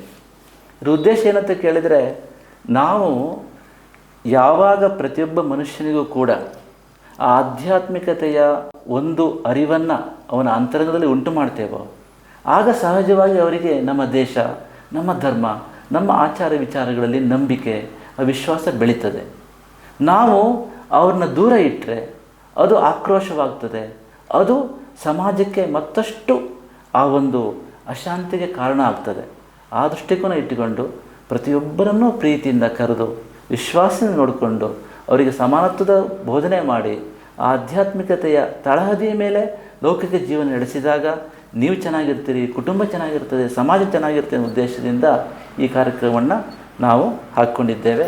ಹಾಗೆ ವಿಶೇಷವಾಗಿ ಆ ಒಂದು ನಮ್ಮ ದೃಷ್ಟಿಕೋನ ಏನಂತ ಕೇಳಿದರೆ, ಸಂತರು ಒಂದಾದರೆ ಖಂಡಿತ ನಾನು ಅದನ್ನು ಮತ್ತೆ ಅದನ್ನು ಉಲ್ಲೇಖ ಮಾಡಬೇಕು ಅಂದ್ಕೊಂಡಿದ್ದೆ. ಒಟ್ಟು ಇಡೀ ಭಾರತದ ಸಂತ ವ್ಯವಸ್ಥೆಯನ್ನು ಒಂದು ಸೂರಿನಡಿಯಲ್ಲಿ ತರುವಂಥ ದೊಡ್ಡ ಪ್ರಯತ್ನ. ಯಾಕೆಂತ ಕೇಳಿದರೆ, ನಾನು ಉಲ್ಲೇಖ ಮಾಡಿದರೆ ತಪ್ಪಾಗ್ತದೋ ಸರಿಯೋ ನನಗೆ ಗೊತ್ತಿಲ್ಲ, ಬಟ್ ಸತ್ಯ ಯಾವತ್ತಿದ್ರೂ ಸತ್ಯವೇ. ಸಮಾಜಕ್ಕೆ ಸಮಾನತೆಯ ಪಾಠವನ್ನು ಸಂತರು ಅನೇಕ ಸಂದರ್ಭಗಳಲ್ಲಿ ಬೋಧನೆ ಮಾಡುವುದನ್ನು ನಾನು ಭಾರತದ ಉದ್ದಗರಗಳಲ್ಲಿ, ಅದು ಬೇರೆ ಬೇರೆ ಪರಂಪರೆಯ ಬೇರೆ ಬೇರೆ ಸಂತರ ಮುಖವಾಣಿಯಿಂದ ನಾವು ಕೇಳಿದ್ದೇವೆ. ಆದರೆ ಅವರು ಏನು ಅಂತ ಕೇಳಿದರೆ, ಇದು ಬಹಳ ನೋವಿನಿಂದ ಕೇಳುವಂಥದ್ದು ಗುರುಗಳೇ. ಒಬ್ಬರು ಸ್ವಾಮಿಗಳು ನೋಡಿದರೆ ಇನ್ನೊಂದು ಸ್ವಾಮಿಗಳಿಗೆ ಆಗೋದಿಲ್ಲ, ಮತ್ತೊಂದು ಸ್ವಾಮಿಗಳು ನೋಡಿದರೆ ಮತ್ತೊಂದು ಸ್ವಾಮಿಗಳಿಗೆ ಆಗೋದಿಲ್ಲ. ಸಂತರ ನಡುವಿನಲ್ಲೇ ಒಂದು ರೀತಿಯಾದಂಥ ವೈರುಧ್ಯಗಳು, ಒಂದು ರೀತಿಯಾದಂಥ ಭಿನ್ನತೆಗಳು, ಒಂದು ರೀತಿಯಾದಂಥ ಜಗಳ ಭಾವ ಅಂತಲೇ ಹೇಳಬಹುದು. ಸೊ ಆ ಮಟ್ಟಕ್ಕಿರುವಾಗ ಒಂದು ದೊಡ್ಡ ಕ್ರಾಂತಿ ಅದು ಬೆಂಗಳೂರಿನಲ್ಲಿ ಭಾರತದ ಸಾವಿರಾರು ಸಂತರನ್ನು ತಾವಿಲ್ಲಿ ಸೇರಿಸಿ ಒಂದೇ ಸಮಾನತೆ, ಒಂದು ದೊಡ್ಡ ಕ್ರಾಂತಿಯನ್ನು ತಾವು ಹಾಡಿದಂಥವರು. ಸೊ ನಿಜವಾಗಿಯೂ ಯಾಕೆಂತ ಕೇಳಿದರೆ, ನಾನು ಮತ್ತೆ ಅಂದರೆ ಆ ಒಂದು ಕೆಲಸ ಅದು ತುಂಬ ದೊಡ್ಡ ಕೆಲಸ ಅಂತ. ಇದ್ರ ಬಗ್ಗೆ ಹೇಳಬೇಕು ಅಂತಾದರೆ, ಇದು ಯಾರು ಒಬ್ಬರು ಸಂತರು ಮಾಡಿರ್ತಕ್ಕಂಥ ಕೆಲಸ ಅಲ್ಲ. ಖಂಡಿತ. ಈ ಮೊನ್ನೆ ನಾವು ಭಾರತೀಯ ಸಂತ ಮಹಾಪರಿಷತ್ತು ಎನ್ನುವುದು ಲೋಕಾರ್ಪಣೆ ಮಾಡಿದ್ದೇವೆ. ಭಾರತೀಯ ಸಂತ ಮಹಾಪರಿಷತ್ತು ಎನ್ನುವುದು ಅತ್ಯಂತ ವಿಶಾಲವಾದ ವ್ಯಾಪ್ತಿಯಲ್ಲಿ ಸ್ಪಷ್ಟವಾದ ಪರಿಕಲ್ಪನೆಯೊಂದಿಗೆ, ಯೋಜನಾಬದ್ಧವಾದ ಪ್ರಣಾಳಿಕೆಗಳೊಂದಿಗೆ, ರಚನಾತ್ಮಕವಾಗಿರತಕ್ಕಂಥ ಪ್ರಾಯೋಗಿಕ ವಿಧಾನಗಳೊಂದಿಗೆ ಆರಂಭ ಆಗಿದೆ. ಇದರ ಉದ್ದೇಶ ಇಷ್ಟೇ, ನೀವು ಮೊದಲೇ ಹೇಳಿದಾಗೆ ಸಂತರು ಒಂದಾದರೆ ಸಮಾಜ ಒಂದಾಗುತ್ತೆ. ಖಂಡಿತ. ಆದರೆ ಸಂತರು ಒಂದಾಗಲಿಕ್ಕೆ ವೇದಿಕೆ ಇಲ್ಲ ಈಗ. ಖಂಡಿತ. ಯಾಕೆಂದರೆ ಅಪನಂಬಿಕೆಗಳ ಅಡ್ಡಗೋಡೆಗಳನ್ನು ಸಮಾಜ ಇವತ್ತು ಬೆಳೆಸ್ಕೊಂಡಿದೆ. ಆ ಅಪನಂಬಿಕೆಗಳ ಅಡ್ಡಗೋಡೆಗಳನ್ನ ಗಟ್ಟಿಗೊಳಿಸ್ತಕ್ಕಂಥ ಎಷ್ಟೋ ಕಾಣ್ತಾ ಇರ್ತಕ್ಕಂಥ ಶಕ್ತಿಗಳು ಕೆಲಸ ಮಾಡ್ತಾ ಇದೆ. ಆದ್ದರಿಂದ ಸಂತರು ಒಂದಾಗಬೇಕಾದ್ರೆ ಒಂದು ಬಲವಾಗಿರ್ತಕ್ಕಂಥ ವೇದಿಕೆ ಬೇಕು. ಈ ದೃಷ್ಟಿಕೋನ ಇಟ್ಟುಕೊಂಡು ಭಾರತೀಯ ಸಂತ ಮಹಾಪರಿಷತ್ತು ಎನ್ನುವ ಒಂದು ಪರಿಷತ್ತನ್ನು ಎಲ್ಲ ಸಮಾನ ಮನಸ್ಕ ಸಂತರು ಸೇರಿಕೊಂಡು ಮೊನ್ನೆ ಜೂನ್ 16ರಂದು ಲೋಕಾರ್ಪಣೆ ಮಾಡಿದ್ದಾರೆ. ಇದರ ಉದ್ದೇಶ ಭಾರತೀಯ ಸಂಸ್ಕೃತಿಗೆ ಸೇರಿರ್ತಕ್ಕಂಥ ಎಲ್ಲರನ್ನೂ ಸಹ ಒಂದು ಸಮಾನ ಚೌಕಟ್ಟಿನ ಒಳಗೆ ಒಂದಾಗಿ ಬದುಕುವಂತೆ ಮಾಡಬೇಕು, ಈ ಉದ್ದೇಶ. ಈಗ ಭಾರತೀಯ ಸಂಸ್ಕೃತಿ ಅಂದರೆ ಏನು ಅಂತ ಕೇಳಿದರೆ, ಭಾರತೀಯ ಸಂಸ್ಕೃತಿ ಎನ್ನುವುದು ಪುಣ್ಯ ಭೂಮಿಯಾಗಿರತಕ್ಕಂಥ ನಮ್ಮ ಭಾರತ ದೇಶದಲ್ಲಿ ಜನಿಸಿ ವಿಕಾಸವಾದ ಸಂಸ್ಕೃತಿ. ಪುಣ್ಯಭೂಮಿಯಾಗಿರತಕ್ಕಂತಹ ಭಾರತ ದೇಶದಲ್ಲಿ ಜನಿಸಿ ವಿಕಾಸವಾದ ಸಂಸ್ಕೃತಿ, ಇದು ಭಾರತೀಯ ಸಂಸ್ಕೃತಿ. ನಮ್ಮ ಶಾಸ್ತ್ರ ಹೇಳ್ತಾ ಇದೆ, ಈ ಭಾರತೀಯ ಸಂಸ್ಕೃತಿಯಲ್ಲಿ ವಿಶೇಷವಾಗಿ ನವದರ್ಶನಗಳು ಇದ್ದಾವೆ. ಯಾವುದು? ಗೌತಮ ಮಹರ್ಷಿಗಳ ನ್ಯಾಯದರ್ಶನ, ಕಪಿಲ ಮಹರ್ಷಿಗಳ ಸಾಂಖ್ಯ ದರ್ಶನ, ಕಣಾದ ಮಹರ್ಷಿಗಳ ವೈಶೇಷಿಕ ದರ್ಶನ, ಪತಂಜಲಿ ಮಹರ್ಷಿಗಳ ಯೋಗ ದರ್ಶನ, ಜೈಮಿನಿ ಮಹರ್ಷಿಗಳ ಮೀಮಾಂಸಾ ದರ್ಶನ, ಹಾಗೆ ಬಾದರಾಯಣ ವ್ಯಾಸ ಮಹರ್ಷಿಗಳ ವೇದಾಂತ ದರ್ಶನ, ಹಾಗೆ ಜಿನರ ತೀರ್ಥಂಕರರ ಜೈನ ದರ್ಶನ, ಹಾಗೆ ಗೌತಮ ಬುದ್ಧರ ಬೌದ್ಧ ದರ್ಶನ, ಹಾಗೆಯೇ ಬೃಹಸ್ಪತಿ ಆಚಾರ್ಯರ ಚಾರ್ವಾಕ ದರ್ಶನ. ಇದನ್ನು ಭಾರತೀಯ ಸಂಸ್ಕೃತಿಗೆ ಸೇರಿರ್ತಕ್ಕಂತಹ ನವದರ್ಶನ ಶಾಸ್ತ್ರಗಳು ಅಂತ ನಮ್ಮ ಹಿರಿಯರು ಕರೆದಿದ್ದಾರೆ. ಈ ಒಂದು ನವದರ್ಶನ ಶಾಸ್ತ್ರಗಳನ್ನು ಪ್ರತಿನಿಧಿಸುವ ಎಲ್ಲ ಸಮಾನ ಮನಸ್ಕ ಪೂಜ್ಯ ಸಂತರನ್ನು ಒಂದು ಚೌಕಟ್ಟಿನ ಒಳಗೆ ತರಬೇಕು, ಇದು ಚಿಂತನೆ. ಈಗ ಈ ನವದರ್ಶನ ಶಾಸ್ತ್ರವನ್ನು ಹೇಳುವಾಗ ಅನೇಕ ಉಪಾಸನಾ ಮಾರ್ಗಗಳು, ಆರಾಧನಾ ಪದ್ಧತಿಗಳು ನಮ್ಮಲ್ಲಿ ಹೇಳಿದ್ದಾರೆ. ಉದಾಹರಣೆಗೆ ನಿರ್ಗುಣ ನಿರಾಕಾರ ಉಪಾಸನೆ ಇಲ್ಲಿದೆ, ಸಗುಣ ಸಾಕಾರ ಉಪಾಸನೆ ಇದೆ, ಹಾಗೆಯೇ ಸಗುಣ ನಿರಾಕಾರ ಉಪಾಸನೆ ಇದೆ, ಹಾಗೆಯೇ ಅಗ್ನಿಯ ಆರಾಧನೆ ಇದೆ, ಹಾಗೆಯೇ ವಿಗ್ರಹ ಆರಾಧನೆ ಇದೆ, ಹಾಗೆ ದೈವ ಭೂತ ಗಣಗಳ ಆರಾಧನೆ ಇಲ್ಲಿದೆ, ಹಾಗೆ ಪ್ರಕೃತಿ ಆರಾಧನೆ ಇದೆ. ಹೀಗೆ ಈ ಭಾರತೀಯ ಸಂಸ್ಕೃತಿಯಲ್ಲಿ ಎಲ್ಲ ಉಪಾಸನಾ ಆರಾಧನಾ ಪದ್ಧತಿಗಳು ಇದೆ. ಇನ್ನೂ ಹೇಳಬೇಕು ಅಂತಂದರೆ ವೈವಿಧ್ಯವನ್ನು ಒಪ್ಪಿಕೊಳ್ತಕ್ಕಂಥ ಈ ಸಂಸ್ಕೃತಿ ಸದಾ ಈ ವಿವಿಧತೆಯಲ್ಲಿ ಏಕತೆಯನ್ನು ಸಾರ್ತಾ ಇದೆ. ಆದ್ದರಿಂದ ಈ ಒಂದು ಸಂಸ್ಕೃತಿಯಲ್ಲಿ ಅನೇಕ ಶ್ರೇಷ್ಠವಾಗಿರತಕ್ಕಂಥ ಸಂಪ್ರದಾಯಗಳಿದ್ದಾವೆ. ವೈದಿಕ ಸಂಪ್ರದಾಯ ಇದೆ, ಶೈವ ಸಂಪ್ರದಾಯ ಇದೆ, ಶಾಕ್ತ ಸಂಪ್ರದಾಯ ಇದೆ, ಹಾಗೆ ಆಗಮ ಇದೆ, ವೀರಶೈವ ಲಿಂಗಾಯತ ಇದೆ, ಜೈನ ಇದೆ, ಬೌದ್ಧ ಇದೆ, ಸಿಖ್ ಇದೆ. ಇವೆಲ್ಲವೂ ಭಾರತೀಯ ಸಂಸ್ಕೃತಿಯ ವ್ಯಾಪ್ತಿಯ ಅಡಿಯಲ್ಲಿ ಬರತಕ್ಕಂತಹ ಒಂದು ಶ್ರೇಷ್ಠವಾದ ಸಂಪ್ರದಾಯ ಆಗಿದೆ. ಇವೆಲ್ಲಕ್ಕೂ ತಾಯಿ ಬೇರೆ ಯಾವುದು ಅಂತ ಕೇಳಿ ಭಾರತೀಯ ಸಂಸ್ಕೃತಿ. ಖಂಡಿತ. ಆದ್ದರಿಂದ ಈ ತಾಯಿ ಬೇರನ್ನ ಎಲ್ಲರೂ ಪೋಷಣೆ ಮಾಡಬೇಕು, ಎಲ್ಲರೂ ಒಟ್ಟಾಗಬೇಕು. ಭಾರತೀಯ ಸಂಸ್ಕೃತಿ ಅಂತ ಹೇಳ್ತಕ್ಕಂಥ ಒಂದು ಮಹೋನ್ನತವಾಗಿರ್ತಕ್ಕಂಥ ಕಲ್ಪವೃಕ್ಷ. ಆ ಕಲ್ಪವೃಕ್ಷದಲ್ಲಿ ಅನೇಕ ಕೊಂಬೆಗಳಿದ್ದಾವೆ. ವೈದಿಕ, ಶಾಕ್ತ, ಶೈವ, ವೈಷ್ಣವ, ಆಗಮ, ಹಾಗೆ ಜೈನ, ಬೌದ್ಧ, ವೀರಶೈವ ಲಿಂಗಾಯತ, ಸಿಕ್ಕು, ಇವೆಲ್ಲವೂ ಕೊಂಬೆಗಳು. ಆದರೆ ನಾವು ಕೊಂಬೆಗಳು ಚೆನ್ನಾಗಿರಬೇಕು ಅಂತಾದರೆ ಮೂಲ ಚೆನ್ನಾಗಿರಬೇಕು. ಆ ಮೂಲ ಚೆನ್ನಾಗಿರಬೇಕು ಅಂತಾದರೆ ಒಂದು ವೇದಿಕೆ ಬೇಕು. ಈ ದೃಷ್ಟಿಕೋನ ಇಟ್ಟುಕೊಂಡು ಭಾರತೀಯ ಸಂಸ್ಕೃತಿ ಸೇರ್ತಕ್ಕಂಥ ಎಲ್ಲ ಸಂತರು ಕೂಡ ವಿಶ್ವಾದ್ಯಂತ ಇರತಕ್ಕಂತಹ ಭಾರತೀಯ ಸಂಸ್ಕೃತಿಯನ್ನು ಪ್ರತಿನಿಧಿಸುವ ಎಲ್ಲ ಸಮಾನ ಮನಸ್ಕ ಪೂಜ್ಯ ಸಂತರು ಸೇರಿ ಈ ಒಂದು ಲೋಕ ಕಲ್ಯಾಣಕ್ಕಾಗಿ ಈ ಭಾರತೀಯ ಸಂತ ಮಹಾಪರಿಷತ್ತನ್ನು ಮನೆ ಉದ್ಘಾಟನೆ ಮಾಡಿದ್ದಾರೆ. ಯಾಕೆ ಭಾರತೀಯ ಸಂಸ್ಕೃತಿ ಚೆನ್ನಾಗಿರಬೇಕು ಅಂತ ಕೇಳಿದರೆ, ಪ್ರಪಂಚದಲ್ಲಿ ಯಾವುದಾದರೂ ಸಂಸ್ಕೃತಿ ವೈವಿಧ್ಯವನ್ನು, ಅದು ಧಾರ್ಮಿಕ ವೈವಿಧ್ಯ ಆಗಿರ್ಬೋದು ಅಥವಾ ಆಧ್ಯಾತ್ಮಿಕ ವೈವಿಧ್ಯ ಆಗಿರ್ಬೋದು, ಆ ವೈವಿಧ್ಯವನ್ನು ಅತ್ಯಂತ ಸಹಜವಾಗಿ ಮತ್ತು ಪರಿಪೂರ್ಣವಾಗಿ ಒಪ್ಪಿಕೊಂಡಿರ್ತಕ್ಕಂಥ ಸಂಸ್ಕೃತಿ ಪ್ರಪಂಚದಲ್ಲಿ ಯಾವುದಾದರೂ ಇದ್ದರೆ ಅದು ಕೇವಲ ಭಾರತೀಯ ಸಂಸ್ಕೃತಿ. ತಿಳ್ಕೊಬೇಕು. ಖಂಡಿತ. ಮತ್ತು ಎಲ್ಲರೂ ಸುಖಿಗಳಾಗಿರಿ ಅನ್ನುವಂಥ ಸಂಸ್ಕೃತಿ ಕೂಡ ಅದು. ನಾವೊಬ್ಬರೇ ಹೇಳೋದು ಸತ್ಯ ಒಂದೇ, ಮಾರ್ಗಗಳು ಅನೇಕ. ಖಂಡಿತ. ಬೇರೆ ಎಲ್ಲ ಏನು ಹೇಳ್ತಾ ಇದ್ದಾರೆ? ವಿದೇಶಿ ಸಂಸ್ಕೃತಿಗಳು ಬಂದು ಇಲ್ಲಿ ಸೇರ್ಕೊಂಡಿದ್ದಾರೆ, ಇಲ್ಲಿ ನೆಲೆಯೂರಿದ್ದಾರೆ. ಖಂಡಿತ. ಅವ್ರು ಏನು ಹೇಳ್ತಾ ಇದ್ದಾರೆ ಗೊತ್ತುಂಟಾ? ಸತ್ಯ ಒಂದೇ, ಮಾರ್ಗವೂ ಕೂಡ ಕೇವಲ ಒಂದೇ. ನಾವೇನು ಹೇಳ್ತಾ ಇದ್ದೇವೆ? ಸತ್ಯ ಒಂದೇ, ಮಾರ್ಗಗಳು ಅನೇಕ. ಆ ಒಂದು ಬಹುತ್ವವನ್ನು, ವೈವಿಧ್ಯವನ್ನು ಒಪ್ಪಿಕೊಳ್ಳುವುದು ನಮ್ಮ ಮೂಲಭೂತ ನಂಬಿಕೆಯಾಗಿದೆ. ಆದರೆ ವಿದೇಶಿ ಸಂಸ್ಕೃತಿಗಳಿಗೆ ಬಹುತ್ವವನ್ನು, ವೈವಿಧ್ಯವನ್ನು ನಂಬಿಕೊಂಡ್ರೆ ಅದು ಮೂಲ ನಂಬಿಕೆಗೆ ವಿರುದ್ಧವಾದ ವಿಚಾರ ಆಗ್ತದೆ. ಖಂಡಿತ. ಗೊತ್ತಿರಬೇಕು. ಹೌದು. ನಮಗೂ ಇರತಕ್ಕಂಥ ವ್ಯತ್ಯಾಸ ಏನಂತ ಕೇಳಿದರೆ, ವೈವಿಧ್ಯವನ್ನು ಒಪ್ಪಿಕೊಳ್ಳುವುದು ನಮ್ಮ ಮೂಲಭೂತ ನಂಬಿಕೆ. ವೈವಿಧ್ಯವನ್ನು ಒಪ್ಪಿಕೊಂಡ್ರೆ ಅವರ ಮೂಲಭೂತ ನಂಬಿಕೆಗೆ ವಿರುದ್ಧವಾಗ್ತಕ್ಕಂಥ ವಿಚಾರ ಆಗುತ್ತೆ. ಆದ್ದರಿಂದ ಭಾರತೀಯ ಸಂಸ್ಕೃತಿ ಚೆನ್ನಾಗಿದ್ದರೆ ಜಗತ್ತು ಚೆನ್ನಾಗಿದೆ. ಜಗತ್ತು ಚೆನ್ನಾಗಿರ್ತದೆ. ಖಂಡಿತ. ಈ ಜಗತ್ತಿನ ಶಾಂತಿ, ಸಾಮರಸ್ಯ, ಆ ಸುಖ, ಇವೆಲ್ಲಕ್ಕೂ ಆ ಸಹೋದರ ಭ್ರಾತೃತ್ವ, ಇವೆಲ್ಲಕ್ಕೂ ಮೂಲ ಆಧಾರ ಭಾರತೀಯ ಸಂಸ್ಕೃತಿ. ಇದು ದೃಢವಾಗಿದ್ದರೆ ಜಗತ್ತು ಚೆನ್ನಾಗಿರ್ತದೆ. ಈ ಚಿಂತನೆ ಇಟ್ಟುಕೊಂಡು ಭಾರತೀಯ ಸಂತ ಮಹಾಪರಿಷತ್ತು ಹೊರಟಿದೆ. ಇದರ ಉದ್ದೇಶ ಒಂದೇ, ಭಾರತೀಯ ಸಂಸ್ಕೃತಿಗೆ ಸೇರಿರ್ತಕ್ಕಂಥ ಎಲ್ಲರನ್ನ ಒಂದು ಸಮಾನ ಚೌಕಟ್ಟಲ್ಲಿ ತರಬೇಕು. ಆ ಉದ್ದೇಶ ಸಾಧನೆಗಾಗಿ ಈ ಭಾರತೀಯ ಸಂತ ಮಹಾಪರಿಷತ್ತು ಎರಡು ಆ ಒಂದು ಕಾರ್ಯಪ್ರಣಾಳಿಕೆಗಳನ್ನು ಹಮ್ಮಿಕೊಂಡಿದೆ. ಒಂದು, ಏಕರೂಪದ ಆಚಾರ ಸಂಹಿತೆಯನ್ನು ಜಾರಿ ತರಬೇಕು ಅಂತ. ಇದು ತುಂಬ ವಿಶಾಲವಾಗಿರ್ತಕ್ಕಂಥ ವಿಚಾರ. ಖಂಡಿತ. ಹಾಗೆ ಮತ್ತು ಏಕರೂಪದ ಸಾಮಾನ್ಯ ಸಂಸ್ಕಾರ ಶಿಕ್ಷಣವನ್ನು ನಮ್ಮ ಮಕ್ಕಳಿಗೆ ಕೊಡಬೇಕು. ನಮ್ಮ ಭಾರತೀಯ ಸಂತ ಮಹಾಪರಿಷತ್ತಿನ ಉದ್ದೇಶ ಒಂದೇ, ಭಾರತೀಯ ಸಂಸ್ಕೃತಿಗೆ ಸೇರಿರ್ತಕ್ಕಂಥ ಎಲ್ಲರನ್ನೂ ಕೂಡ ಒಂದು ಫ್ರೇಮ್ ಒಳಗೆ ತರಬೇಕು, ಒಂದು ಚೌಕಟ್ಟಿನೊಳಗೆ ಬರಬೇಕು, ಒಂದು ಚೌಕಟ್ಟೊಳಗೆ ತರಬೇಕು. ಮತ್ತೆ ಭಾರತೀಯ ಸಂಸ್ಕೃತಿಯಲ್ಲಿರತಕ್ಕಂಥ ಎಲ್ಲರೂ ಕೂಡ ಅವರು ಸಂಸ್ಕೃತಿಯನ್ನು ಒಪ್ಪುವವರಾಗಬೇಕು. ಅಂದರೆ ಭಾರತೀಯ ಸಂಸ್ಕೃತಿ ಅಂತ ಹೇಳ್ತಕ್ಕಂಥದ್ದು ಈ ಒಂದು ಭಾರತ ದೇಶದಲ್ಲಿ ಜನಿಸಿ ವಿಕಾಸವಾದ ಸಂಸ್ಕೃತಿ. ಖಂಡಿತ.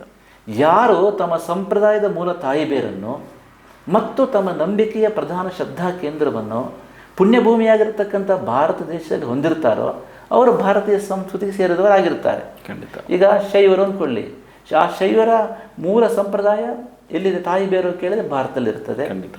ಅವರ ಪ್ರಧಾನ ಶ್ರದ್ಧಾ ಕೇಂದ್ರ ಕಾಶಿ ಇರ್ಬೋದು ಅಥವಾ ಶ್ರೀಶೈಲ ಇರ್ಬೋದು, ಅದೆಲ್ಲಿದೆ, ಭಾರತದಲ್ಲಿದೆ. ಅಂದರೆ ಶೈವ ಸಂಸ್ಕೃತಿ ಭಾರತೀಯ ಸಂಸ್ಕೃತಿ, ವೈದಿಕ ಸಂಸ್ಕೃತಿ ಭಾರತೀಯ ಸಂಸ್ಕೃತಿ, ಹಾಗೆ ವೈಷ್ಣವ ಸಂಸ್ಕೃತಿ ಭಾರತೀಯ ಸಂಸ್ಕೃತಿ, ಜೈನ ಸಂಸ್ಕೃತಿ ಭಾರತೀಯ ಸಂಸ್ಕೃತಿ, ಬೌದ್ಧ ಸಂಸ್ಕೃತಿ ಭಾರತೀಯ ಸಂಸ್ಕೃತಿ, ವೀರಶೈವ ಲಿಂಗಾಯತ ಸಂಸ್ಕೃತಿ ಭಾರತೀಯ ಸಂಸ್ಕೃತಿ. ಇವರೆಲ್ಲರನ್ನೂ ಒಂದು ಫ್ರೇಮ್ ಒಳಗೆ ತರಬೇಕು ಚಿಂತನೆಯಿಂದ. ನಾವು ಎರಡು ಕಾರ್ಯಕ್ರಮ ಹಾಕ್ಕೊಂಡಿದ್ದೇವೆ.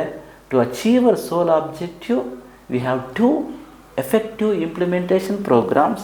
One is we want to implement uniform ritual code, and another one is we want to implement uniform general samskara education for all our kids belonging to ಭಾರತೀಯ ಸಂಸ್ಕೃತಿ.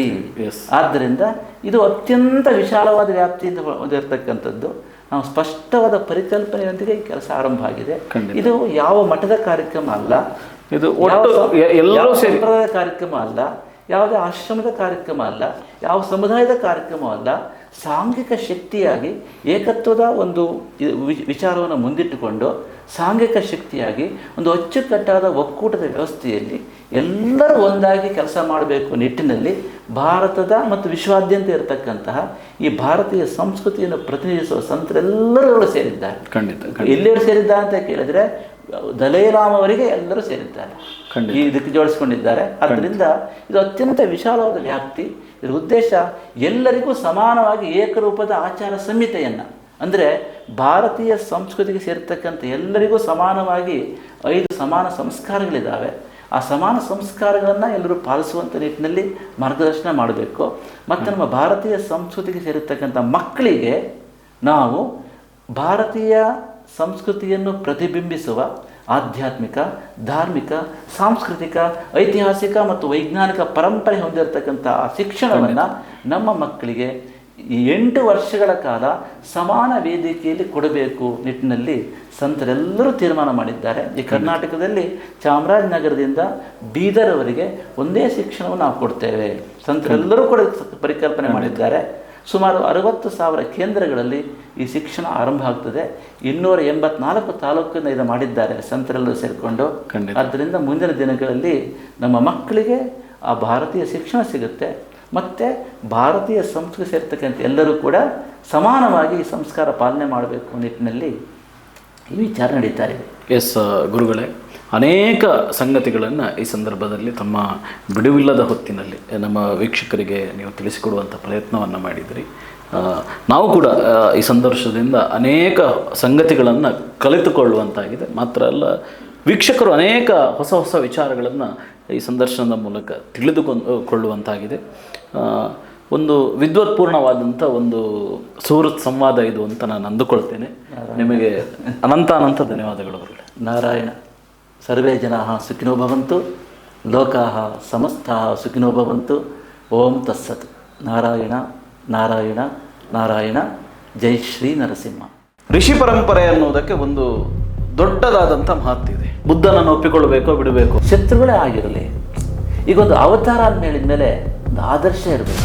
ಈ ಸನ್ಯಾಸದ ಪೀಠ ಅಂತ ಹೇಳಿದರೆ ಅದು ಸುಖದ ಸುಪ್ಪತ್ತಿಗೆ ಎಲ್ಲ ಮುಳ್ಳಿನ ಹಾಸಿಗೆ. ನಮಗೆ ಖುಷಿನೂ ಇಲ್ಲ, ದುಃಖನೂ ಇಲ್ಲ. ನಮ್ಮ ಕರ್ತವ್ಯ ಮಾಡೋದು. ನಾವು ಈ ಪೀಠದ ಮೇಲೆ ಕೂತಿದ್ದೇವೆ, ಧರ್ಮ ಉಳಿಬೇಕು, ಜನರು ಸನ್ಮಾರ್ಗದಲ್ಲಿ ಇರಬೇಕು. ಎಲ್ಲ ಒಂದು ಕಡೆ ಪ್ರತಿ ಬಾರಿ ಕೂಡ ಸಮಾನತೆ ಅಂದಾಗ ಧಾರ್ಮಿಕ ಸಮಾನತೆ ಮಾತ್ರ ಯಾಕೆ ಬೊಟ್ಟಾಗಿ ಕಾಣ್ತದೆ ಸಮಾಜಕ್ಕೆ? ನೀವು ಬುಡಕೆ ಬರ್ತಾ ಇದ್ದೀರಿ. ಈಗ ನಾನು ಗರ್ಭಗುಡಿಗೆ ಹೋಗಬೇಕು ಅನ್ನುವ ಭಾವ ಬರಬಾರ್ದಲ್ಲ. ಜಡ್ಜ್ ಎಕ್ಸಾಮ್ ಪಾಸ್ ಮಾಡಿಕೊಂಡು ಜಡ್ಜ್ ಆಗ್ಬೋದು, ಅವಕಾಶ ಇದೆ. ನಾನು ಹೇಳಿದ್ದು ಸಮಾಜಕ್ಕೆ ಉಪಯೋಗವಾಗಿದೆ. ಇದು ಸಮಾಜ ಬದಲಾವಣೆಗಳಾಗಿದೆ. ಯಾರು ಒಪ್ಪದೇ ಇರ್ತಕ್ಕಂಥ ಒಂದು ವ್ಯವಸ್ಥೆ ಇದೆ ಈಗ ಸರ್ಕಾರದಲ್ಲಿ ಅಂತಂದರೆ ಅದಕ್ಕೆ ಯಾರು ಬಾಧ್ಯತೆ? ಈಗ ಆಳ್ತಕ್ಕಂಥ ರಾಜಕೀಯ ನಾಯಕರಲ್ವಾ? ಒಬ್ಬರು ಸ್ವಾಮಿಗಳು ನೋಡಿದರೆ ಇನ್ನೊಂದು ಸ್ವಾಮಿಗಳಿಗೆ ಆಗೋದಿಲ್ಲ, ಮತ್ತೊಂದು ಸ್ವಾಮಿಗಳು ನೋಡಿದರೆ ಮತ್ತೊಂದು ಸ್ವಾಮಿಗಳಿಗೆ ಆಗೋದಿಲ್ಲ. ಯಾರು ಒಬ್ಬರ ಸಂತರ ಮಾಡಿರ್ತಕ್ಕಂಥ ಕೆಲಸ ಅಲ್ಲ. ಸಂತರ ನಡುವಿನಲ್ಲೇ ಒಂದು ರೀತಿಯಾದಂಥ ವೈರುಧ್ಯಗಳು, ಒಂದು ರೀತಿಯಾದಂಥ ಭಿನ್ನತೆಗಳು. ಸತ್ಯ ಒಂದೇ, ಮಾರ್ಗಗಳು ಅನೇಕ. ಭಾರತೀಯ ಸಂಸ್ಕೃತಿ ಸೇರ್ತಕ್ಕಂಥ ಎಲ್ಲರೂ ಕೂಡ ಸಮಾನವಾಗಿ ಈ ಸಂಸ್ಕಾರ ಪಾಲನೆ ಮಾಡಬೇಕು. ಉಪನೀತರಾಗದವರಿಗೆ ಸಮಾಜದಲ್ಲಿ ಏನು ಅಂತ ಕೇಳಿದರೆ ಅವರಿಗೆ ಹರಿಹರಪುರ ಸ್ವಾಮಿಗಳು ಅಂತ. ಆಧ್ಯಾತ್ಮಿಕತೆಯ ತಳಹದಿಯ ಮೇಲೆ ಲೌಕಿಕ ಜೀವನ ನಡೆಸಿದಾಗ ನೀವು ಚೆನ್ನಾಗಿರ್ತೀರಿ, ಕುಟುಂಬ ಚೆನ್ನಾಗಿರ್ತದೆ. ನಿಖರ ಸುದ್ದಿ, ಸದಭಿರುಚಿಯ ಕಾರ್ಯಕ್ರಮ. ನೀವು ನೋಡ್ತಾ ಇದ್ದೀರಾ ಕಹಳೆ ನ್ಯೂಸ್, ಸಮಾಜದ ಜಾಗೃತಿಗಾಗಿ ವಸ್ತುನಿಷ್ಠ ವರದಿ.